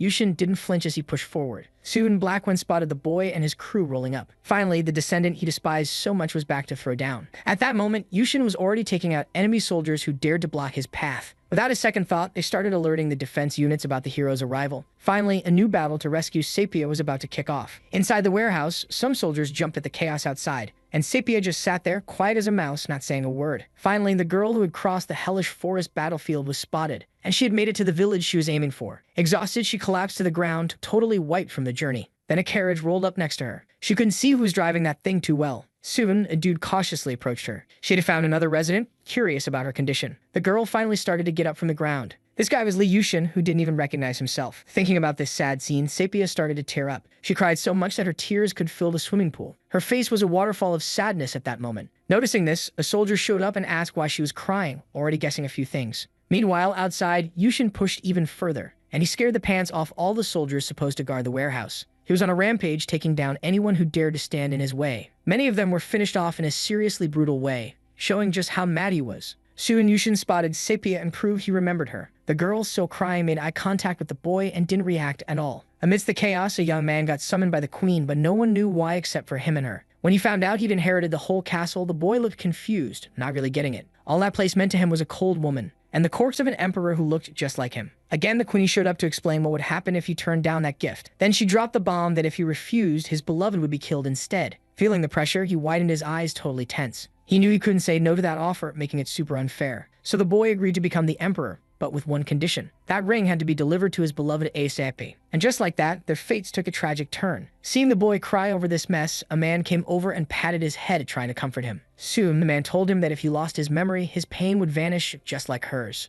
After those words, the man placed his hand on the boy's back, starting the ritual. After a few moments, everything wrapped up and he woke from the trance with wide open eyes. And because of that, the boy no longer remembered that girl. He looked at Sepia's tear-streaked face and didn't recognize her at all. and with that, he became the emperor of that kingdom to save her life. Back in reality, without wasting a second, Yushin broke all the ropes tying the girl up. Sepia looked super weak at that moment from being tied up for so long. Without a second thought, the hero hugged her tight, trying to squash the longing he felt. Soon he asked about how she was holding up and if anyone had hurt her. Still in the story, Sepia couldn't shake the thought of the boy not remembering her. Even in these wild times, the girl chose to stick with the boy and be his ride or die for life, no questions asked. She wasn't scared to face armies to back him up with her sword. She trained hard, ready to never let him down, no way. Sepia's hustle was real and only got stronger as time rolled on. Her fencing skills were on point, seriously impressive. While the queen and the boy chatted in the castle, his door creaked open. This, of course, grabbed both their attention right away. In walked the emperor's knight, strutting in like they owned the place. She took the gig just to stay close to her one true love. Days flew by and then bam, a massive beast crashed into their territory. Blackwind was there to wreck everything in sight. No chill. Its claws were on a rampage, taking out anything that moved, and sadly it took down a dude who was almost as strong as a god. In that moment, Sepia held the boy who was in a totally wrecked state. His heart was slowing down, fading away, and just like that, he became something, not someone. After that, the girl's tears flowed like a waterfall on full blast. Then someone popped up, telling her to chill with the crying. It was the old man who had comforted the boy before. He quickly dropped some hope, saying there was still a chance for him. Hearing this, the girl's face lit up, hope shining in her eyes. Then, out of nowhere, the old man slammed his staff on the ground. Suddenly, a huge light filled the space like a scene from a movie. The boy would forget everything to start fresh in a new world far away. After hearing this, the girl was all in for going with him. The old man decided to give her a shot. How cool is that? In the new world, the boy would face danger and she could protect him, crossing worlds. When the monk said this, the girl smiled, a little spark of joy. Before leaving, she thanked the old man for this epic chance. For her, just being in Li Yushin's lap was already a win. And all of this happened thanks to that old man's kind heart. Finally, we snap back to reality outside the war simulator. Amidst the chaos, a black car rolled up in front of the game developer's building. Slowly, a classy person stepped out of that fancy ride. Outside, a bunch of security guards were waiting, bowing to her like she was royalty. Soon, the old woman walked into the building with her cane, looking super serious. On the floor lay a dude who looked like he'd seen better days. As she walked deeper into the area, she noticed almost all the guys in that building were out cold. One of the old woman's big security guards watched all this with a blank stare. Meanwhile, the others were scouring the building looking for something. Amidst all the chaos, the old woman realized that dude had caused a ton of trouble. Meanwhile, the troublemaker Bernadette tried to bail from the scene. When he spotted the crew, the old man looked scared out of his mind. He quickly asked the fourth elder how she had even gotten there. She didn't say a word, just shot him a look that could freeze fire. Then she ordered her guards to grab the guy. At that moment, he begged the elder to hear him out about what went down. His screams were desperate, showing just how scared he really was. Then the elder asked one of her crew where Lee Him-yu was. Without a second thought, the guy said he was in one of the simulators. Upon hearing this, she decided to rush there, determined to stop any more tears. At that moment, Yushin placed his hand on the girl's back, trying to lift her spirits. Sepia looked wiped out, but they had to bounce fast. The Allied army was waiting outside the abandoned warehouse. After hearing this from the boy, the girl got a little lost in thought. She finally broke the silence, telling the general she had her own army now and was super thankful for the rescue. Hearing this, Yushin realized he didn't just have Sepia as an ally anymore. His crew was made up of people who believed in him and were ready to fight for him. So Yushin and Sepia needed to head back, no time to waste. No one could be left behind. Everyone had to roll out together. No losses allowed. Yushin then gave orders for his crew to hustle to the fortress as fast as they could. But one of the soldiers wasn't feeling that plan at all. Upon realizing this, Yushin is totally lost on what that even meant. Then the soldier seriously asks his general to let him go home. Out of nowhere, one of the soldiers in the platoon gets hit in the chest by a weapon. Knowing they were about to dive into a new battle, Yushin was set on not leaving anyone behind to bite the dust alone. The enemy soldiers at that moment were on high alert, ready to pounce. Sadly, the blonde princess got ambushed by a whole squad of armed foes with no escape route. Then the mage rolls in, roasting the girl, who's trying to hold back the ocean with a paper dam. This just fires her up even more, itching to smack that guy. A little ways off, Blackwind was watching everything, sneaky as a cat. That dude was back again, ready to stir up another chaotic war. The Black Beast had tracked down the boy and the defenseless girl once more. Yushin and Blackwind were face to face again, almost gearing up for a wild brawl. If the big guy hadn't shown up, way fewer souls would be checking out the afterlife that day. For him, it was just embarrassing to see that boy's actions. When the girl spotted Blackwind, she got even more frantic. He was called the Lion of Neme, not just for his insane strength, but also for always flipping the script in tough situations, according to her. Plus, there were other factors that could totally mess up the protagonist in this new fight. Yushin was running on fumes from battling the Hydra, pushing through on pure willpower. He had only stubbornness as a crutch to keep moving. Blackwind's words weighed heavy on him, making the stakes of winning that fight sky high. Then, out of nowhere, the big guy leaps off his horse straight at the protagonist. He just got slammed with a ridiculous weight on his back. And if they fought like that, it didn't matter how many times Lee Yushin came back, he'd die over and over, according to the princess of the kingdom. Then the boy gets grilled by Sepia, who asks if the weight of their lives wasn't too much for him. Hearing this, Yushin feels a bit lost, not getting what the girl meant. To her, it seemed like the real burden was the dreams the fallen wanted to chase through the general. But Yushin couldn't quickly answer this tough question. All those men had left behind important family members to follow Yushin into this mess. Based on that, he manages to open up and agrees with Sepia's theory. To her, it seemed like he really felt the weight of their dreams. In a wild move, Sepia presses her hand against the blade of her sword hard. Seeing this, Yushin freaks out, not getting what she was up to. The girl's hand, as expected, starts spilling a ton of vital red liquid right away. Then she begins to write something on the ground. And the tools for this were her vital red liquid and her injured finger. The message written was about the heart that belonged to her. While the girl did this, the soldiers watched everything, glued to the scene. Amid a terrifying wind that swept through, Sepia knew Yushin was carrying a heavy shell on his back, but they'd rather see wings on him to lift him to the sky instead of that weight. Amid this comforting message from Sepia, the blonde princess watched everything, worried about Yushin's risk of dying in that fight. But even so, he seemed totally chill in front of that girl. Very confused, he asks about those wings that should replace the heavy shell. But Sepia just gazes at him, all loving and soft. Suddenly, a huge noise snaps Yushin back to reality, reminding him he was about to jump into a tough battle. Then he looks back and asks if his allies would really stick with him in this fight. And soon he cracks a little smile, looking like he's got a secret plan to take down his opponent. Watching that, Black One thinks the boy is nuts, smiling in the middle of all this tension. Then Sepia gently caresses her beloved's face, and she tells him to carry the hope of the whole troop and fly into battle, bringing victory with him. After sharing this message with her dear one, Sepia gets weak and ends up fainting from it. Yushin, realizing what just happened, panics, super worried about the girl's condition. Then he takes care of her, keeping her in silence for a moment. You could see the weakness just in the look of that poor girl, who tried to smile to give strength to the protagonist. Yushin then reveals he totally got what she wanted to say. Then, finally, the protagonist starts to step away from Sepia and heads toward Black One, who was watching all this, knowing the fight was about to kick off. Yushin was closing in on his opponent, sword in hand, striding with serious determination. This battle was all about conviction, no fear or terror involved. Once again, Yushin was set to face Black One, who had a serious look, ready to dive into an epic showdown. In that moment, Black One sized up the kid and saw no fear or hostility in him. Not even a hint of terror was visible on the kid's face. But Lee Yushin was super chill, not sweating what was coming next. This threw Black One off, who stared back with a gaze that could freeze lava. He wondered what kind of scheme the kid was cooking up. Soon, Black One underestimated him, thinking the quick hit to the neck would end it. That would wrap up the fight real quick, so the villain charged at Yushin. Black One gripped his massive axe, ready to swing at Yushin. The weapon was so huge it sliced through the air, leaving trails behind. You could see the effort on Black One's face as he swung it. Yushin, on the flip side, looked calm, almost too calm for a fight. Lee Hyun-yu, meanwhile, was wishing for the kid's downfall in a seriously creepy way. Inside the company buildings, gunfire erupted. A bunch of people got taken out and were left sprawled on the floor. The shooters then declared that access to the Alog Korea simulator was officially revoked,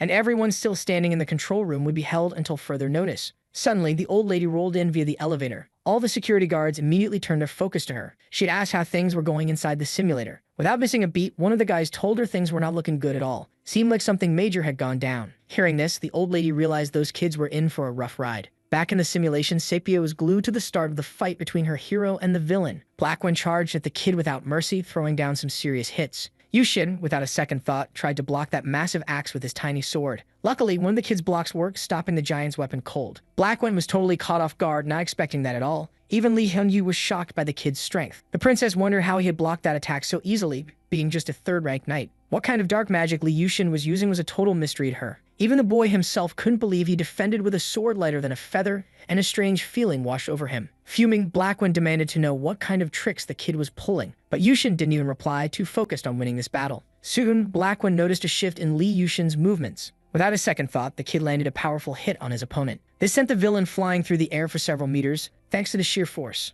Desperate, Black One slammed his axe into the ground to slow himself down. After finally stopping, he told Yushin to quit messing around and unleash his terror already. At that moment, the clash between the giant and the kid was fully underway. Black One swung at Yushin with everything he had, using that massive axe. The boy, on his part, dodged the attacks effortlessly, looking like a pro. Wherever the axe swung, it kicked up dust from the speed of the giant. Yushin strolled across the battlefield looking super focused. This just made Black One even angrier, grinding his teeth in frustration. He wanted the kid to shine bright and bring some real excitement to the fight. To make that happen, he hurled the axe with all his might at Lee Yushin. The effort was clear in Black One's eyes, mixed with pure rage. The power behind his swings was enough to shatter worlds. He wanted Lee Yushin to face him head-on, but the kid dodged every single attack. And no matter how fast Black One swung the axe, it didn't matter. It was too much even for Blackwen's own soldiers who got caught in his reckless swings. With the fight spiraling out of control, the big guy wondered what was going on. He couldn't even manage to wrinkle the kid's clothes. Finally, Li Yushin broke his silence right in the middle of the battle. Thus, he asked Blackwen what this so-called terror was that he mentioned. The big guy was totally speechless, just thinking about how fast the kid had snuck up on him. With wide eyes, Blackwen was shook, fearing the protagonist, who had his sword ready, poised to strike without holding back. After a few seconds of pure tension, the boy finally landed a solid hit on the opponent. Blackwen was sent flying, screaming like he just stubbed his toe on the coffee table. The princess of the kingdom watched everything, eyes wide as saucers. Even Lee Hyun-yu couldn't believe the chaos unfolding right in front of him. After soaring for a bit, Blackwen crashed hard onto the ground. He groaned from the pain, feeling like he just got hit by a truck. His first words were a savage insult aimed at Li Yushin, totally uncalled for. Then Blackwen noticed something weird in the air around him. It looked like mana swirling around, almost like it was alive. The big bad guy quickly shifted his focus, suspicion written all over his face. What was floating around was probably Terra, no doubt about it. So Blackwen decided to attack that weirdness, thinking it was Li Yushin pulling the strings. Then the purple smoke started moving in a totally different way. As a result, several soldiers got hit and dropped without even realizing what was happening. Then Li Yushin showed up, revealing that Terra was probably what his enemy had used to kill, scare, and dominate innocent folks. Hearing this, Blackwen got even angrier and charged at the protagonist. Even with this powerful and quick strike, Li Yushin dodged, still chatting about the whole thing. This made the big bad guy so mad he was grinding his teeth like he was chewing rocks. Meanwhile, the protagonist held his sword tight, gearing up to counterattack. After a moment of focus, he charged at Blackwen, delivering a jaw-dropping blow. He talked about Terra, describing it as this insane feeling of fire igniting inside him, giving him the power to face his stronger enemy. Meanwhile, Blackwen couldn't stop screaming from the pain of that hit. Without missing a beat, Yushin took advantage of this moment to drain even more vital red liquid from his opponent. From a distance, everyone was watching the fight, jaws dropped in shock. The princess of the kingdom was on edge, wondering what was going on with Li Yushin. If he crossed that line, she thought he might never come back. Sepia, on the other hand, was looking tired, watching the fight and worrying about her guy. Lee Hyun-yu was shouting for the general to get up, trying to hype up his evil buddy. Even as a cheap knockoff, he couldn't go down like that. So the wizard's only wish was for that dude to strike back ASAP. Even if he bit the dust afterward, all that mattered was taking out Li Yushin first. But no matter what, the protagonist showed zero signs of weakness. On the ground, totally spent, Blackwen was wondering why it all ended like this, with him losing. In his mind, Yushin was just a kid and nothing made sense. Then the protagonist replied that the power he used was something ordinary folks couldn't even dream of having. Blackwen, hearing this, was a bit confused and asked where the kid was going with that. Yushin's crew had ignored their fates in the face of absolute power. Their lives were precious and should have gone back to their families, not handed over to the general, which led them to their doom. But what Yushin was trying to say was that it was their deep desire. They really wanted to protect him and help him, even after death, which pushed him to keep going. Hearing those deep words from the kid, Blackwen's eyes went wide in surprise.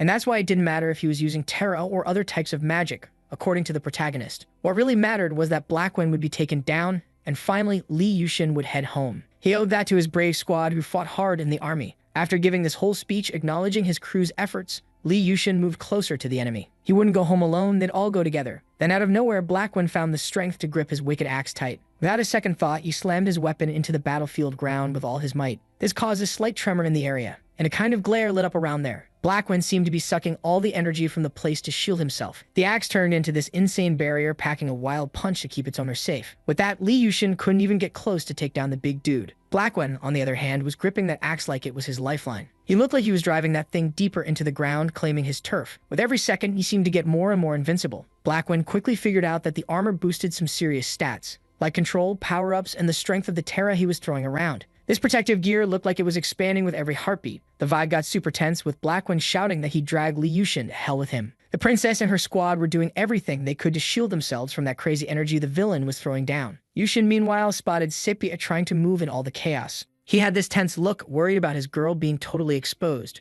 Then, out of nowhere, a massive explosion goes off nearby, leaving just a blinding flash of fire. Meanwhile, the old lady and her guards were glued to the screens in the control room. One of the guys tried to convince her to pull the plug on the simulation, but she shot him down hard. She was all about keeping the boy in the simulation, saying if they interfered, he'd probably bite the dust with everyone else. So he had to stay in that simulation capsule, no outside help allowed. All they could do in the control room was watch closely and hope the boy would come out on top. The old lady really wanted the hero to walk out of hell on his own 2 feet. Meanwhile, inside the simulation, Li Yushin was giving it his all to reach Blackwen and finally take him down. Suddenly, the princess screams his name, panicking as she gets pulled closer to the enemy. Sadly, the hero couldn't grab her hand and had to let her go, feeling pretty helpless. Sepia, though, was chilling, looking sweet and calm, not even fazed by the chaos around her. At that moment, everything on the battlefield was getting sucked toward Blackwen with this insane force. Then Li Yushin realized it was nearly impossible to reach the core with all those hellish flames surrounding his foe. After all the noise, Blackwen finally spoke up, making it clear he wanted to wipe out the whole Yushin family line. Behind all this was Li Himyu casting some dark magic that was pumping up the villain even more. He quickly figured out that everyone was about to bite the dust, so he decided to mess with the reset time of the simulation. With that, Li Yushin would get tossed into a never-ending fire maze, and nothing in his mind would be left to tell the tale. At that moment, it felt like the hero had zero chance of winning since Blackwen was literally giving his all for the win. But giving up? Nah, that wasn't in Li Yushin's playbook. He was gonna fight till the very end. Meanwhile, his body outside the simulation was struggling to handle the effects of that wicked battle, writhing in pain. He wasn't about to hand over the win to Blackwen that easily. And the info panel pops up saying simulation number 756 was about to kick off. That seemed to pump up the hero who didn't care how much that enemy roasted him. Again, the info panel shows up, announcing more simulations were starting. For Yushin, it didn't matter how many times he bit the dust. Even in simulation number 832, he was ready to restart 1,000,000 times to hit his goal. With every tick of the clock, the info panel kept popping up, announcing even more simulations. Amidst all those system messages, Li Yushin called out to his opponent, ready to say something. With each simulation that kicked off, Blackwen looked happier and happier, riding high on his victories. But Li Yushin knew Blackwen would never crush his spirit, no matter what. On the battlefield, all that could be seen were massive flames and magic traces.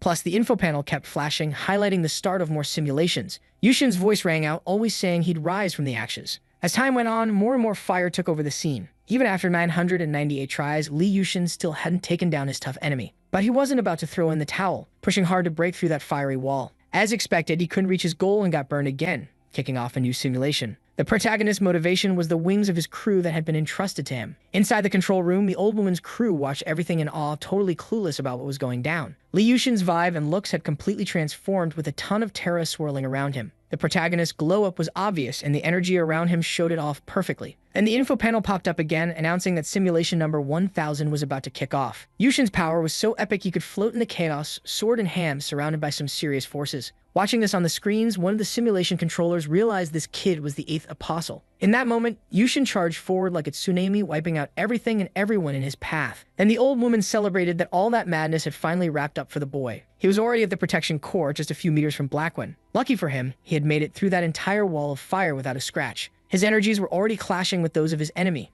signaling that the end of this fight was near. From a distance, Blackwen's soldiers watched with tense faces, realizing they were about to get wrecked. The kingdom's princess, meanwhile, looked totally stunned, unable to believe her eyes. Then a massive ball of terror formed around the protagonist and Blackwen. Seeing this, the blonde princess started shouting for Li Yushin to stop, worried he might not come back if he pushed forward. Even Sepia looked super worried about her beloved's situation. The protagonist, for his part, had a worn-out look from that exhausting battle. But thankfully, his beams of terror managed to neutralize the enemy's energy. This gave the boy the chance to land a final blow on Blackwen without mercy. After Yushin finally hit his target, the wizard's ring shattered into pieces. Li Jingyu soon freaked out, showing a face full of despair. To him, it was a joke that this kid had messed up his plans and, on top of that, had become the 8th apostle. Realizing he had totally lost that war, Li Hyunyu cursed the protagonist. Then finally, Yushin broke through the barrier between the real world and the simulation. His body slowly started to move, emerging from that cursed capsule. After a few moments, the boy began to float in the air. But either way, the terror war was still raging in the simulation world. Yushin also floated there on the battlefield, sword in hand, a symbol of his victory. He faced Blackwen with a tired look, but also a sense of accomplishment. The villain, on his part, was suffering, living out his last moments in that world. The sync between reality and simulation was so strong that Yushin's body mirrored his moves in battle. With that, he aimed his sword with all his might at Blackwen's chest,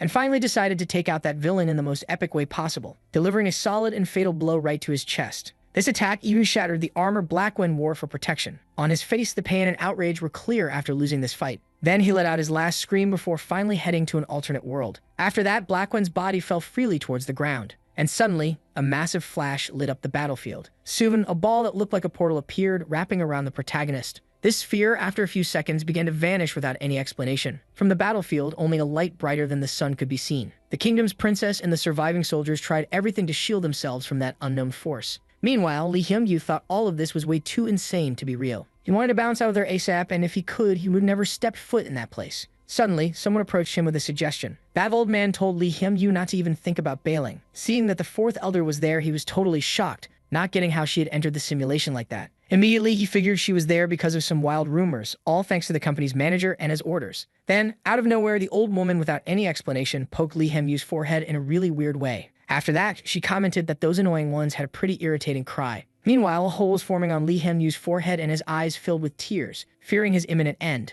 Then suddenly, the man began to disintegrate like paper and let out his last desperate scream. In a few moments, no part of Lee Hyun-yu's body could be seen anymore, leaving only his groan of pain as a memory. Now, finally, we're back in the real world, where Yushin was still chilling in the simulation capsule. There were some remnants of vital red liquid splattered all over the floor, looking like a horror movie scene. But no cap, Lee Yushin's mission in the game world was still on. Spotting a blue flash on the battlefield, the princess realizes it's probably the general. From a distance, a somewhat familiar figure is seen swinging a sword. After a few moments, it's clear that it's Yushin out there. The princess, seeing that the boy is still alive, can't believe her eyes. Without a second thought, she starts thanking the universe before finally reaching out to him. Out of nowhere, the fourth elder pops up, saying her time is running out, and the girl is shocked to see her beloved grandma. Meanwhile, Yushin looks like he's in a daze, standing there with a totally wrecked expression. Seeing this, the girl begs her grandma to save the general since he hasn't kicked the bucket for the 1000th time yet, even if it means she has to seal the boy's death to do it. Hearing her granddaughter's plea, she explains that if the girl wants to protect someone, she needs to toughen up instead of crying,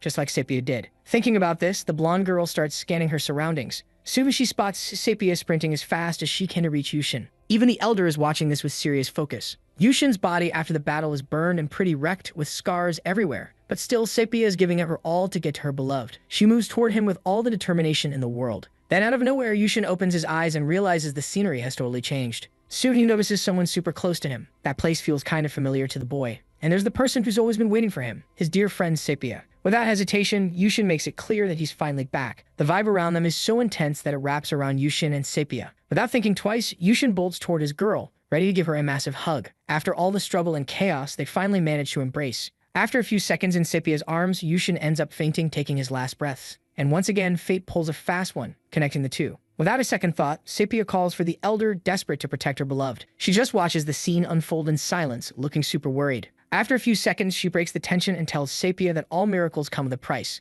But to seal the boy's death, the girl doesn't care about the cost as long as she's with him. The price of the sealing means his memories will fade away, and that includes all the moments they shared, every single one. But this condition doesn't faze Sepia, who agrees without a second thought. With that confirmation, the fourth elder jumps right into the sealing ritual on the boy. From a distance, the princess watches everything with a seriously impressed look. Already in the middle of the ritual, the old woman warns the girl not to shed a tear. After a few seconds, an incredible mana fills the area around Sepia and Yushin. In the kingdom, only a thick fog can be seen. That castle, once the stage for countless battles, now has no one left to fight. The destruction in that place is clear after all of Yushin's attempts to escape the simulation. Then suddenly, an info panel pops up, reading details about the program. Meanwhile, everything seems to lose its spark and joy. The princess freezes, staring at the horizon, unable to believe her eyes. That simulator is finally coming to an end. No sword will need to be drawn again to take innocent lives. After a few moments of reset, the simulator confirms it's shutting down. And just like that, a flash like a phone camera appears, bringing everything to a close. Looking out the window from where he is, Lee Yushin sees snow falling from the sky. Last month, something super tragic went down, according to his own words.